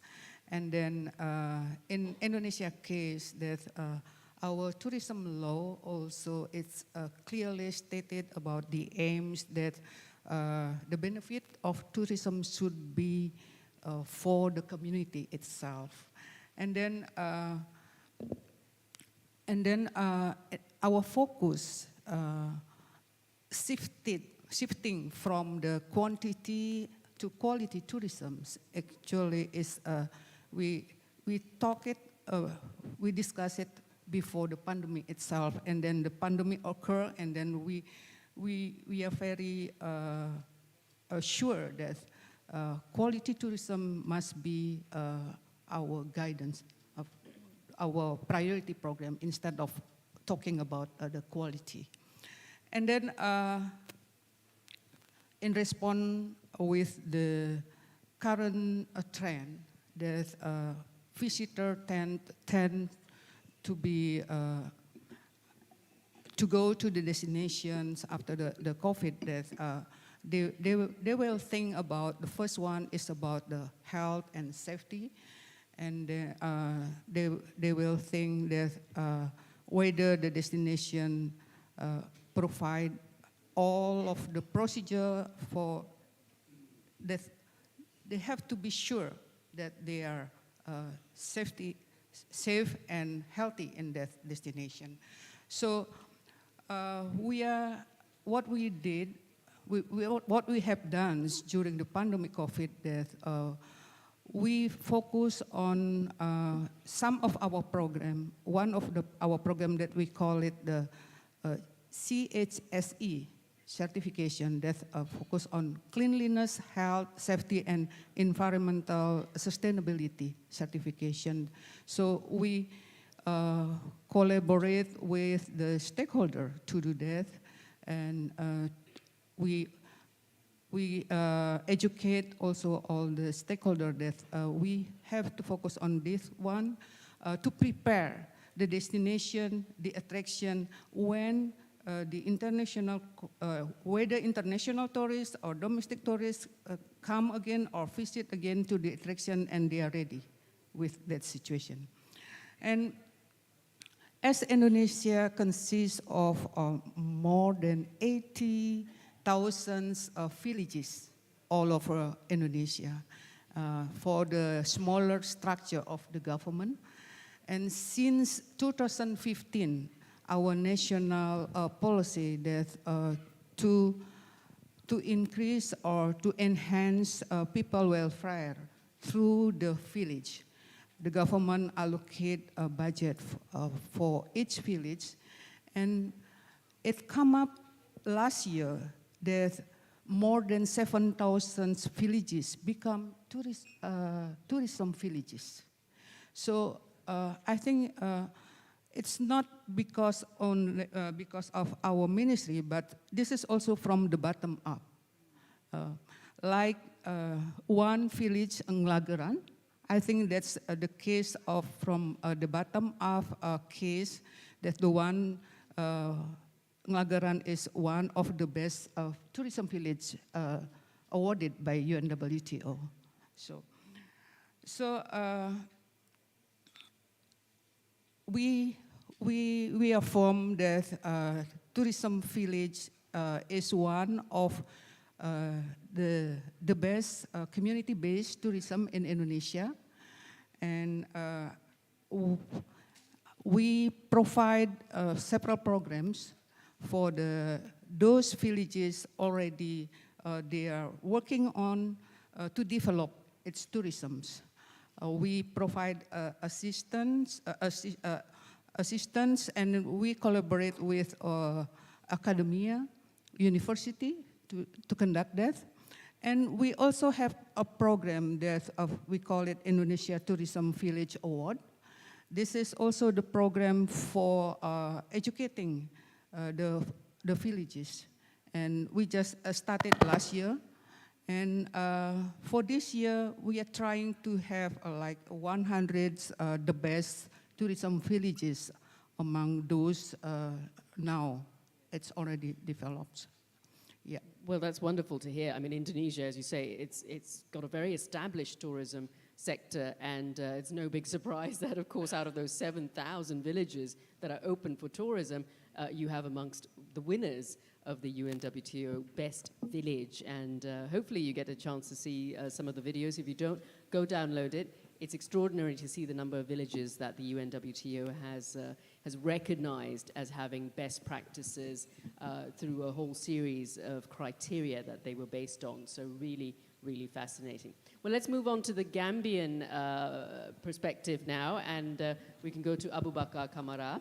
Now, again, Gambia also has, an extraordinary heritage. You were just telling me about it earlier, the story of the slave trade and the history and extraordinary exploits of Kunta Kinte.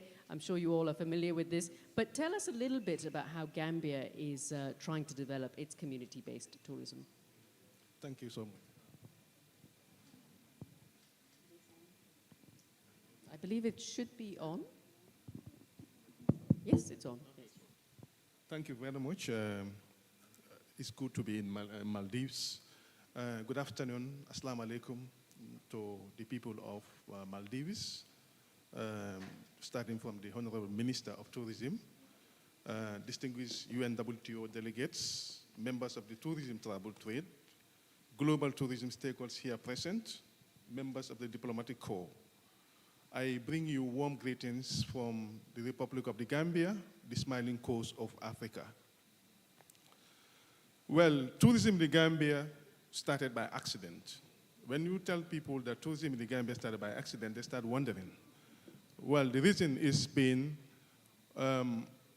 when tourism started in the Gambia, it was no plan. There was no plan. It wasn't planned at all. It was through a Swedish explorer who was in search of a tropical destination and was about to go to Senegal. He stumbled over the Gambia. That was how he became in love with the people of the Gambia, the smiling faces of the people of the Gambia, the hospitality of the Gambia. Then he brought in the first 300 batch of tourists. When he went back home to Sweden, he came back to Gambia with a batch of 300 tourists from Sweden in 1964-65. That was how tourism started. Since then, we started having people or tourists interested in sun, sea, and sand, just like what my professor, sorry for not acknowledging you, because I'm sure when you started speaking, I was wondering whether any one of us will be able to say anything else that is going to be new. Yes, so I want to acknowledge your presence, and we've learned a lot from you. So that was how the 3 S's have started in the Gambia. That is the sun, sea, and sand. And prior to the COVID-19, we've been having tour operators coming from Europe, UK mainly, the Scandinavia, Netherlands, etc., etc. and we were promoting what is called international type of tourism. Well, as Professor said, COVID-19 came with a lot of impact, but it came in with a lot of also opportunities. COVID-19 taught us the fact that we cannot put all our eggs in one basket. We were mainly an international tourism destination. We promote international type of tourism. But with the advent of COVID, we realized that countries that started to recover from COVID early, just like Maldives in July 2020, I was fascinated to hear that. We are mainly operating domestic and regional tourism. So we thought it is important that we start thinking along those lines, given that the Gambia is blessed with a lot of cultural and heritage sites. As Madam has already said, we had over 182 cultural and heritage history sites countrywide. But we were not using them. Our tourists were only coming to the beaches, the sandy beaches, because we are next to the Atlantic Ocean. And the Gambia is a very small country inside Senegal with a population of about 2,000 people. So a lot of tourists will come and then stay around our hotels. Currently, we have about 48 hotels along the urban area, which is around the coast. And we have very few lodges in the hinterland where the communities are. And you will realize that, in fact, that has caused us a lot of rural-urban drift. With the coming of the COVID-19, or with the advent of the COVID-19, we realized that, well, we needed to decentralize tourism. We should bring tourism to the doorstep of every Gambian, which is to decentralize tourism and also build destinations out of Destination Gambia, because Destination Gambia was renowned for only the coast area, which is in the urban area. So we thought it is important that we decentralize tourism. If you look at the region, in the Gambia, we have about 7 regions, and all those regions are different in terms of their culture, in terms of their heritage, whatever. So that is when we started first to redeploy tourism officials to every region. Before, all the regions, there were no tourism officials. All what we have there are other ministries, like the Forestry Ministry, the Parks and Wildlife departments, and also the governors. But there was not tourism officials.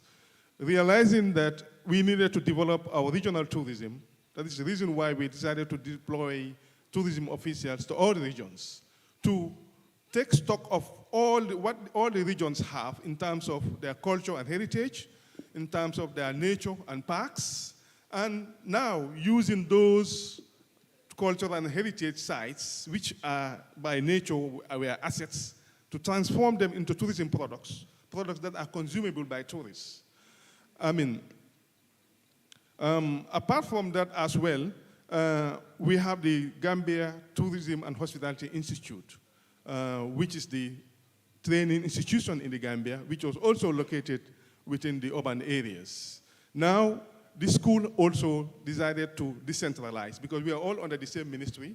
At least they have annexes whereby they would train the few lodges that were in the hinterland on tourism and hospitality and on some form of product development, marketing, etc., so that at least some of those regions can promote what is called tourism, and in a sense to bring tourism to the doorstep of every community. That was how then we started to promote community-based tourism. As we speak now, a lot of other private investors are now realizing that, well, it is important that also we invest within the communities because people are having interest to come to the communities. Like Gambians now are now willing to go to their community because a lot of Gambians that are within the urban areas have never been to the rural areas. They have now developing a culture of visiting their villages, their communities. And in fact, when they go, they don't have a place to stay, but with the few accommodations that are there, they're making good use of them, and some of them are now developing the interest of investing within their communities. And if you look at all those regions, as I say, they are all peculiar because we have different tribes in the Gambia. Every tribe has its unique culture. Yes. And all those cultures are spread within all the regions. So it is very fascinating to go to a region, enjoy their culture, and when you go to another region, it's quite a different thing you are going to see. So it is very interesting in those areas. I hope I'm not eating into your time. No, I think it's Yeah. really interesting, and I do want to hear Well- more because it's making me feel like I want to visit Gambia now, Thank- all its thank you. different villages. But we are strapped for Thank you. time. We have about 25 minutes, so I do want to get on. And it's really interesting what you say there. This history is now just being appreciated now in Gambia, and people are beginning to discover the villages, and there's such distinct culture in all those different villages to discover. And as you say, again, some infrastructure being developed, the governance being developed, decentralizing a lot of the training, but making sure that the training is being done, education is being brought to many of those villages. So that's really fascinating, and it's what we're hearing from you. We'll move to the Maldivian experience now, and I have to say, with Minister Mausum, he had taken us to an extraordinary village called Digura. It's called Long Island, and it was amazing to see the people, the villagers at work there. They made us feel so welcome. They were so proud of their extraordinary village, and it was really interesting to see a community-based project like that doing so well. So I move to you now, Toyib Mohammed, because it's up to you and your organization, really, to be able to promote villages like Digura, isn't it? And it's really difficult because the perception of the Maldives is these extraordinary, expensive, exclusive resorts. So how do you then deal with the challenge of marketing and promoting, more of these community-based tourism projects in the Maldives? Give us some sense of what you're doing there. I will start with COVID.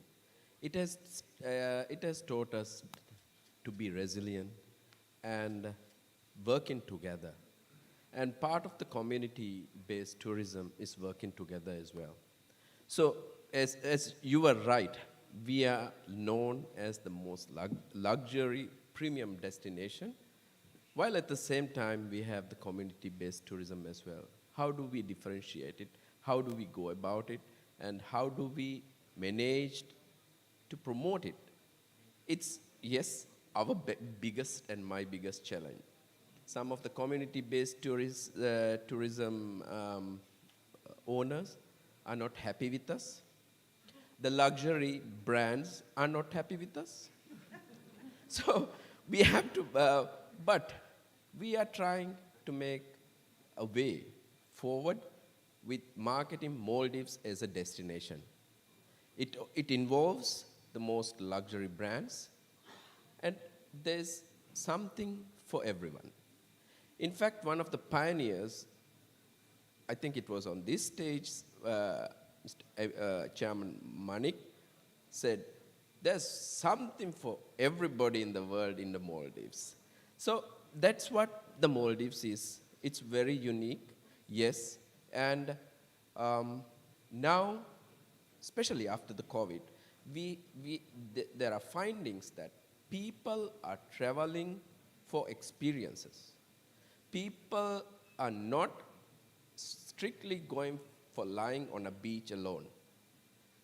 We have been known for sun, sand, and sea, Professor. I was also touched by your presentation, and I learned a lot. But we have to move forward. There's more to it, especially when we talk about community-based tourism today. I think there's a lot of experiences in any of our nations. That is what people are moving now. That is what, especially the millennials, they don't like just going to one place. They want to see many places, conservative works or other interesting sustainable projects. So that is what we are doing. In terms of marketing Maldives as a destination, we try to portray all the aspects of the tourism industry.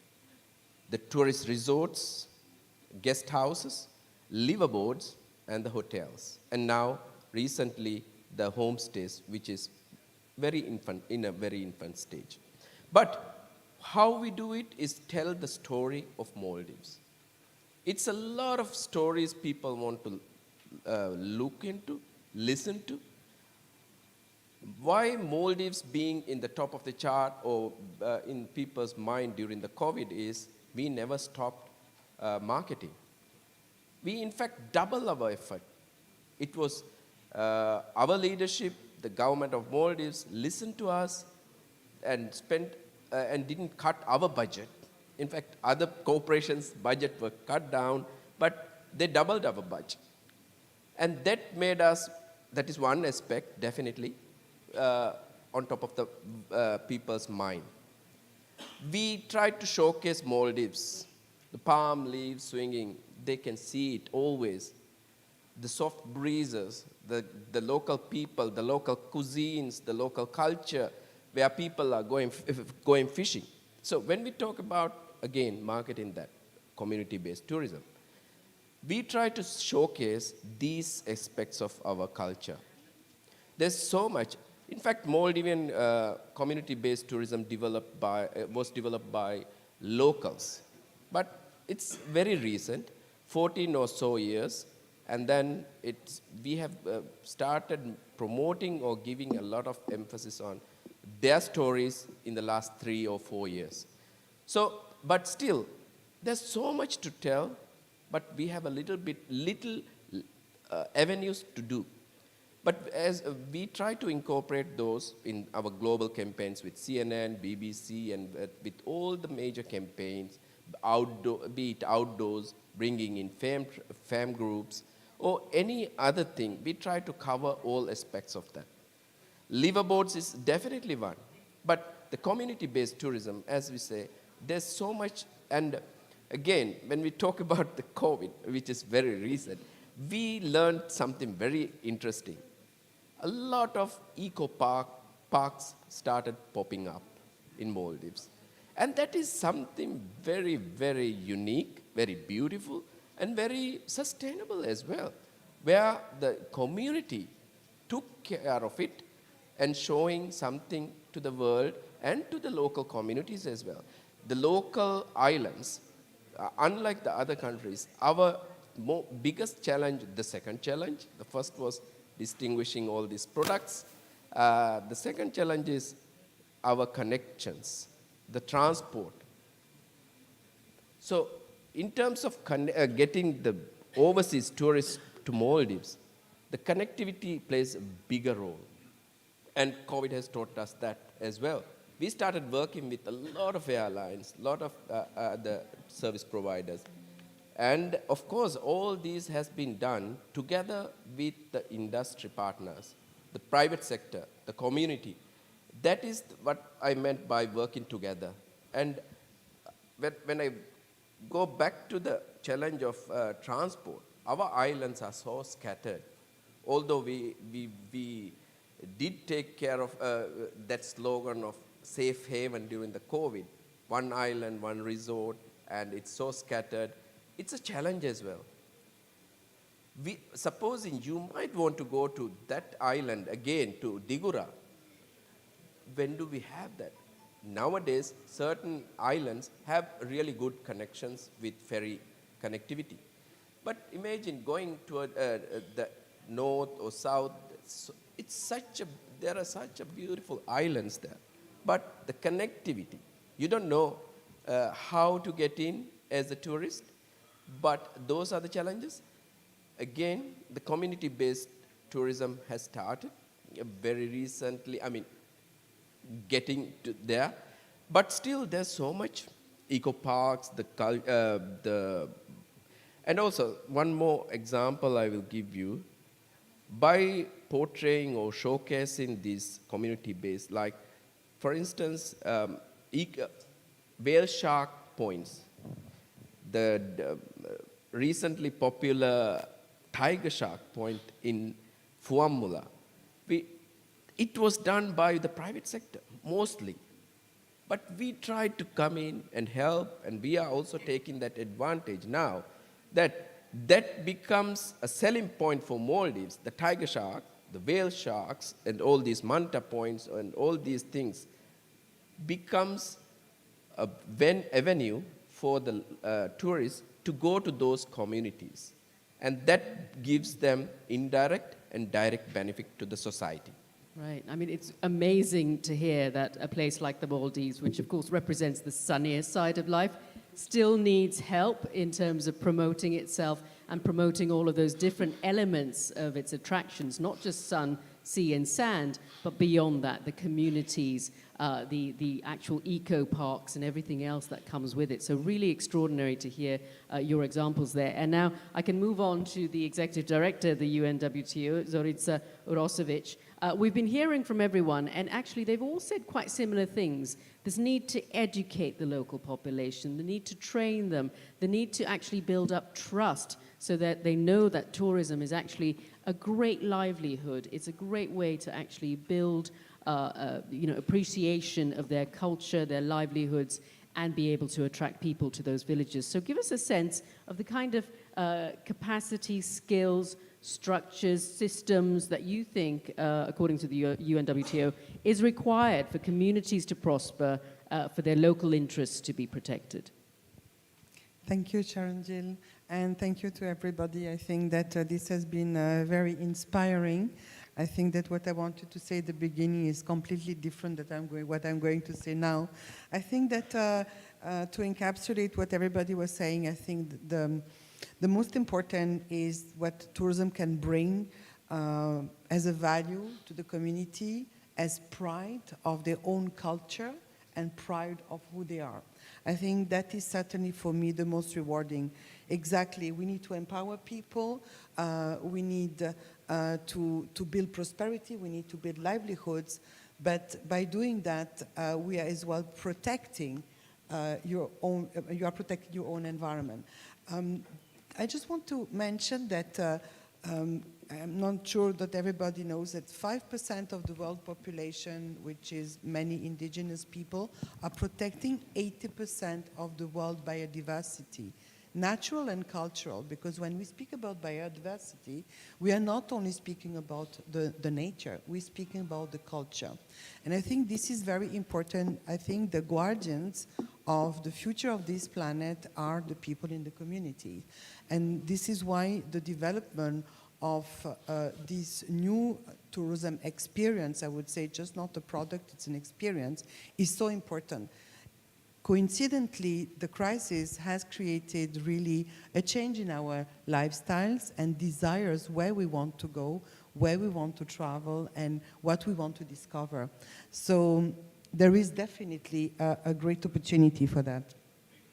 The other aspect is that the informal sector, which has tremendously suffered during the crisis, is many times in the local communities, because a lot of the supplies to the tourism demand, such as food, products, are fed by that sector, which today is not only limited to supply, but as well to create a new tourism experience and offer. So that needs to be accompanied, and we have heard it repeatedly, with the right support in terms of policy drive, governance, and the complexity of where it comes from is that it is going to be successful or not. And I think that every single country speaking here is explaining how sometimes it is complex and difficult to make it happen and to have, I can see, the best results. So that clearly as well recalls on the capacity of the people to host the community, because in many places in the world, local community, they don't know who is this tourist. As the Vice President was explaining earlier, he said these people were lying on the beach and they didn't know why these people were lying on the beach. What was this kind of culture? I think the same applies to the local communities.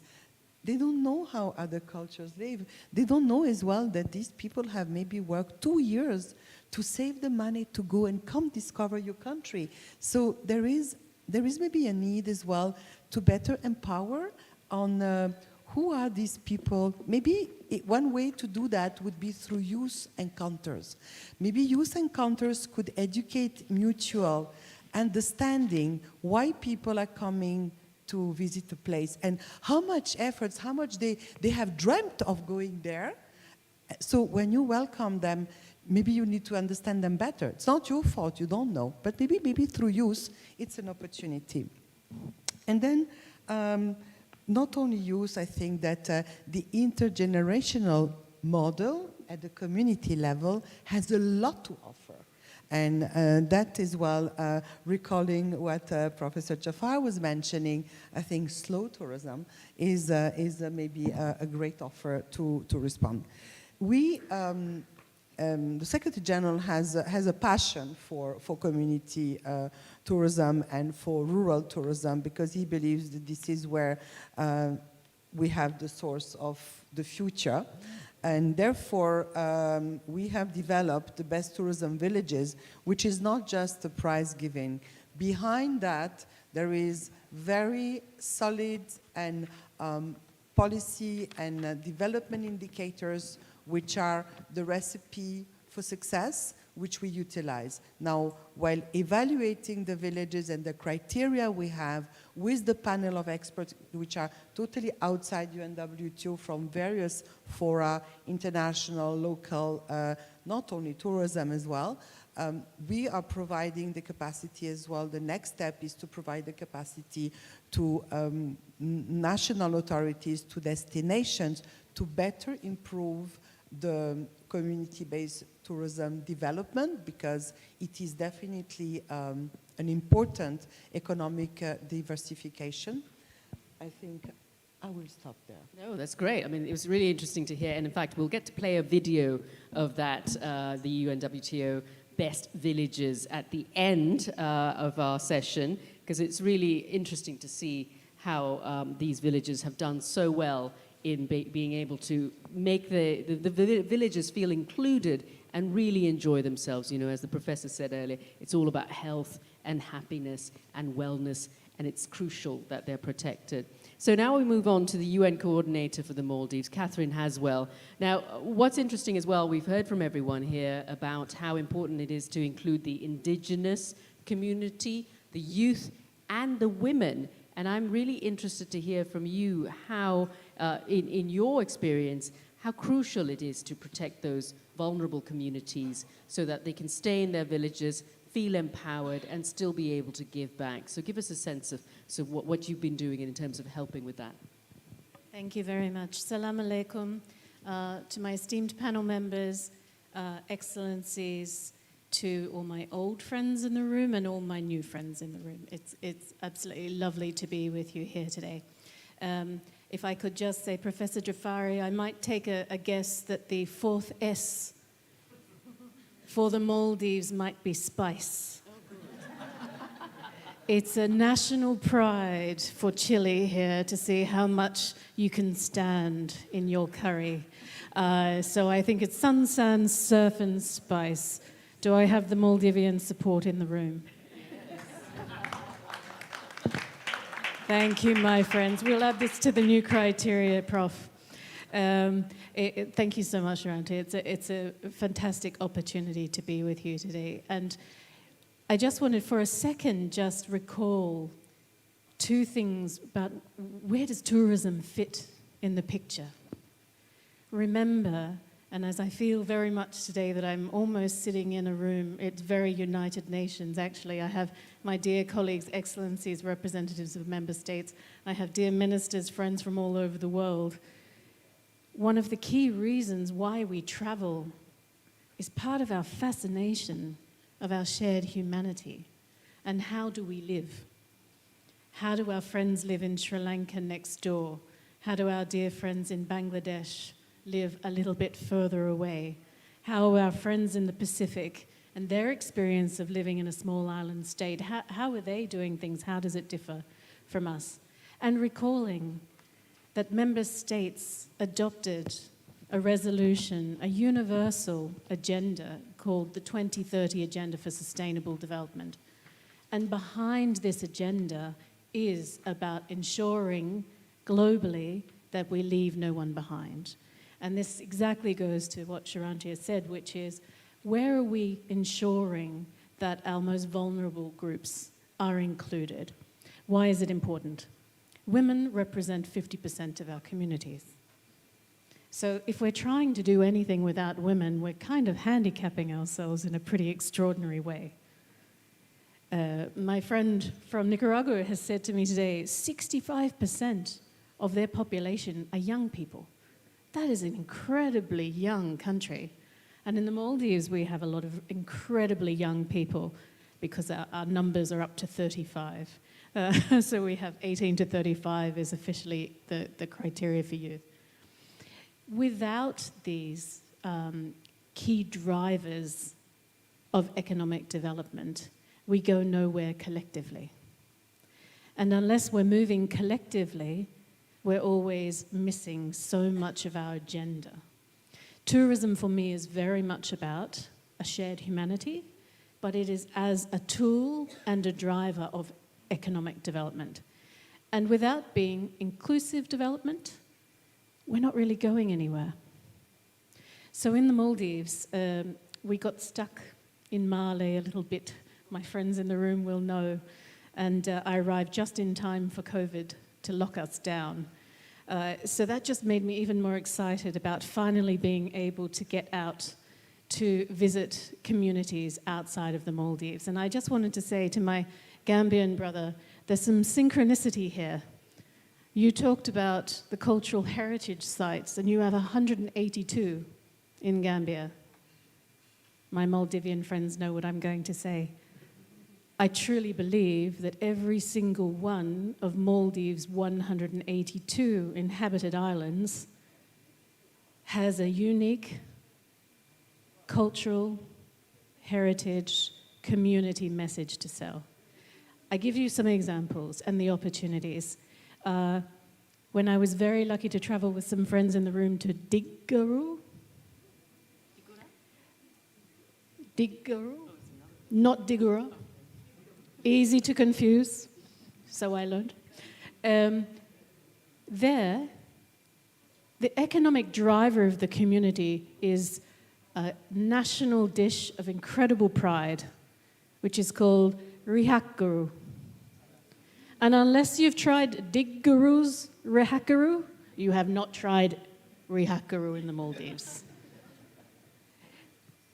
What happens there? Women spend 4 days, 24 hours a day, ensuring that there is zero waste of the fantastic tuna that is caught.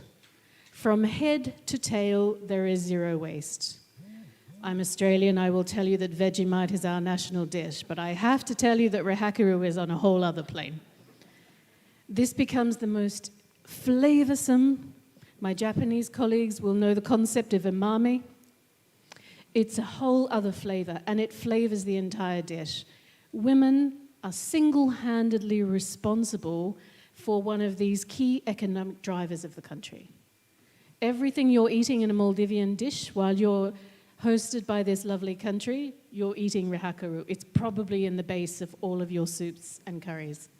So women are driving this agenda, and we're working very closely. Toyib has mentioned the challenge of transport. How are we ensuring market opportunities for women in Diggaru, for women up in Gafdal, from all over the country to ensure that they're able to sell their products to the market at a reasonable cost? Transport is a massive issue. But so is economic independence, because what we saw globally during COVID was women work mostly in the informal sector. And during COVID, where was most of the unemployment and underemployment? Was in the informal sector. So unless we have real sustainable opportunities for women to drive the market in their communities in a way that enables them with a level of flexibility to continue their traditional responsibilities to the community, we're not really going to see a significant shift. And the shift's important because why would we handicap ourselves leaving 50% of our productive capacity out? It's really that simple. Young people are the drivers of amazing things in the Maldives. So much is happening. Our technology, we have guys who are now leading on these fantastic new IT software that has been adopted and used by some of the biggest IT companies in the world.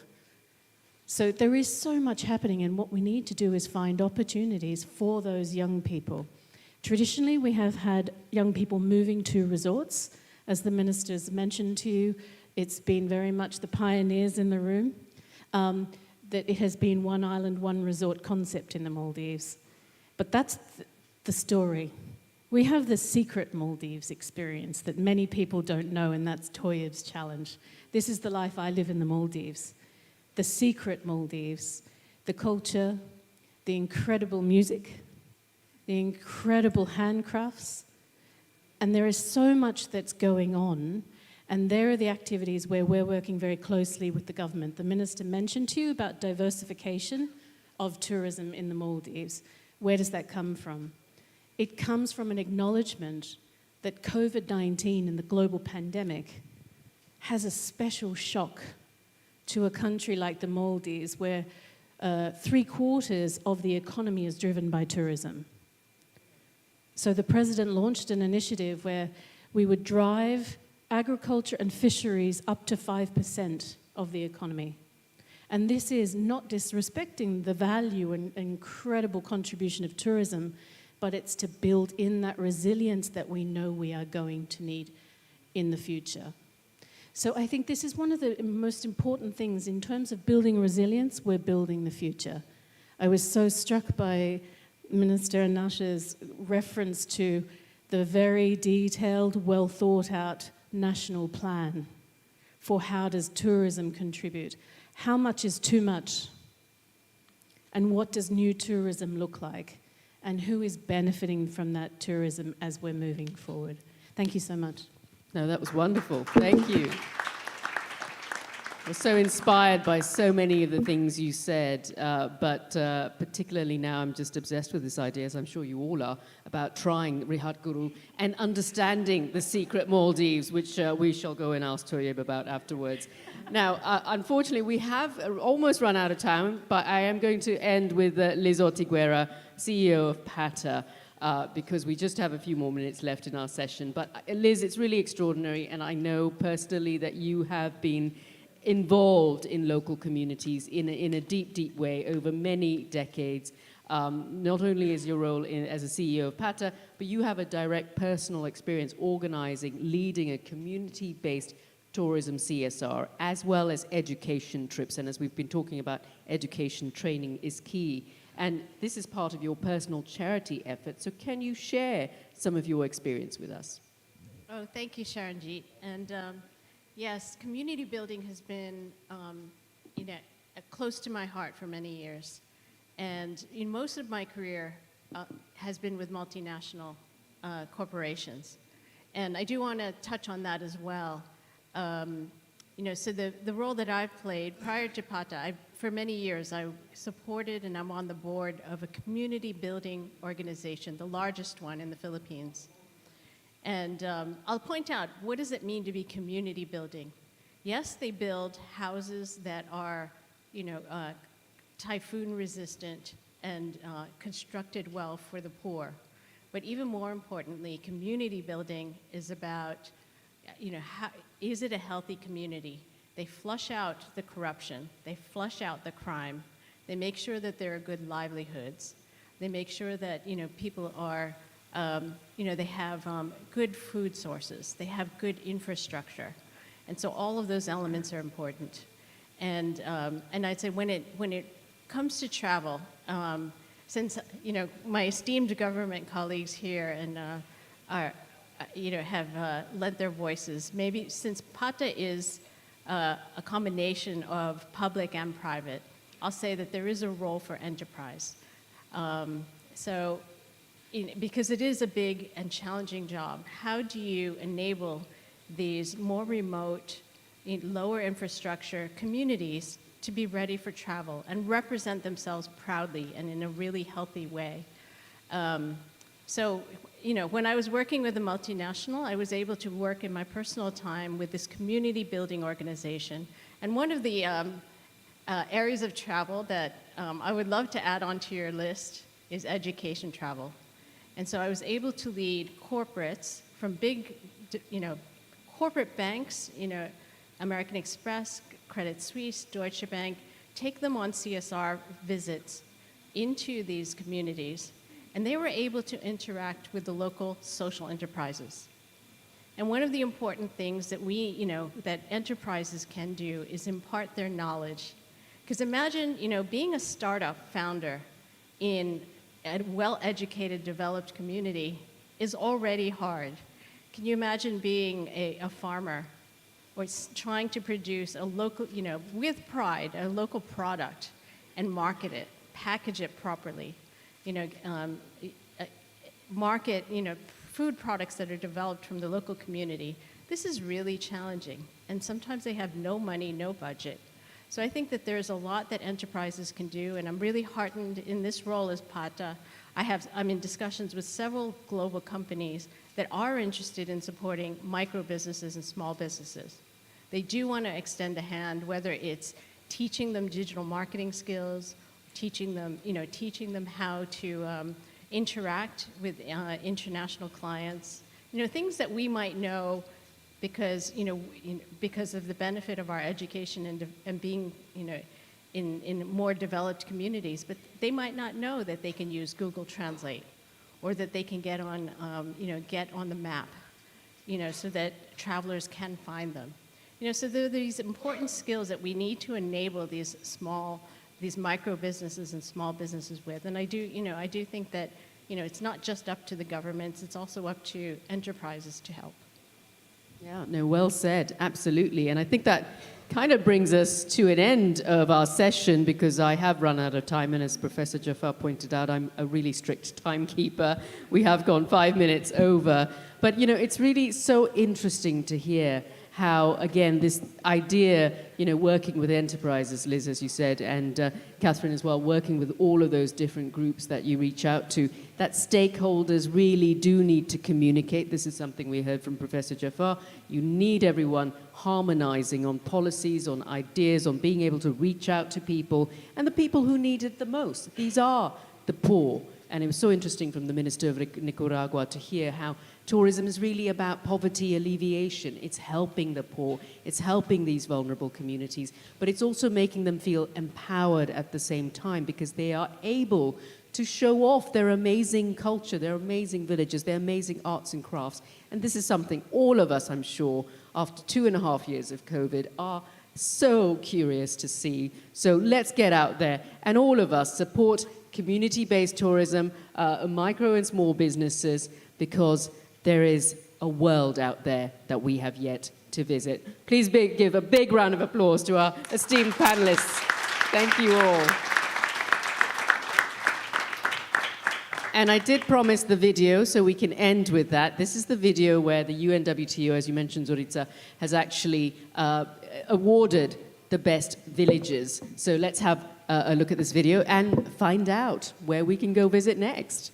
Thank you all.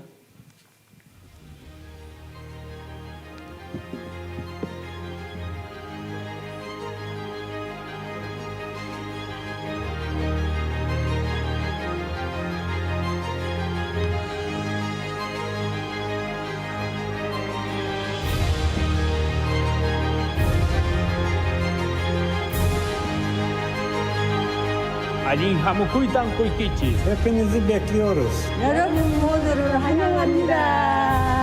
Welcome. Welcome. 欢迎来到 Tiene migliori villaggi turistici. Bienvenido a los mejores pueblos turísticos.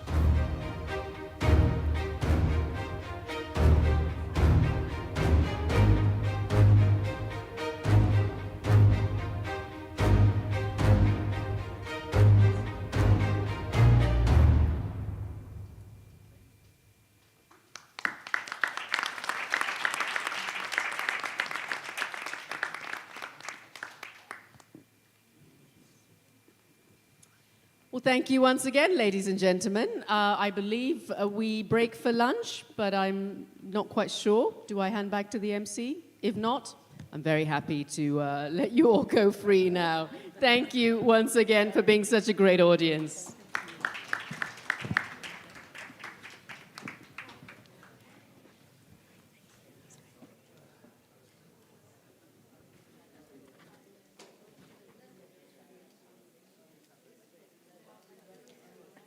We invite you to the lunch hosted by Ministry of Tourism at the Beach Club, Jiawu,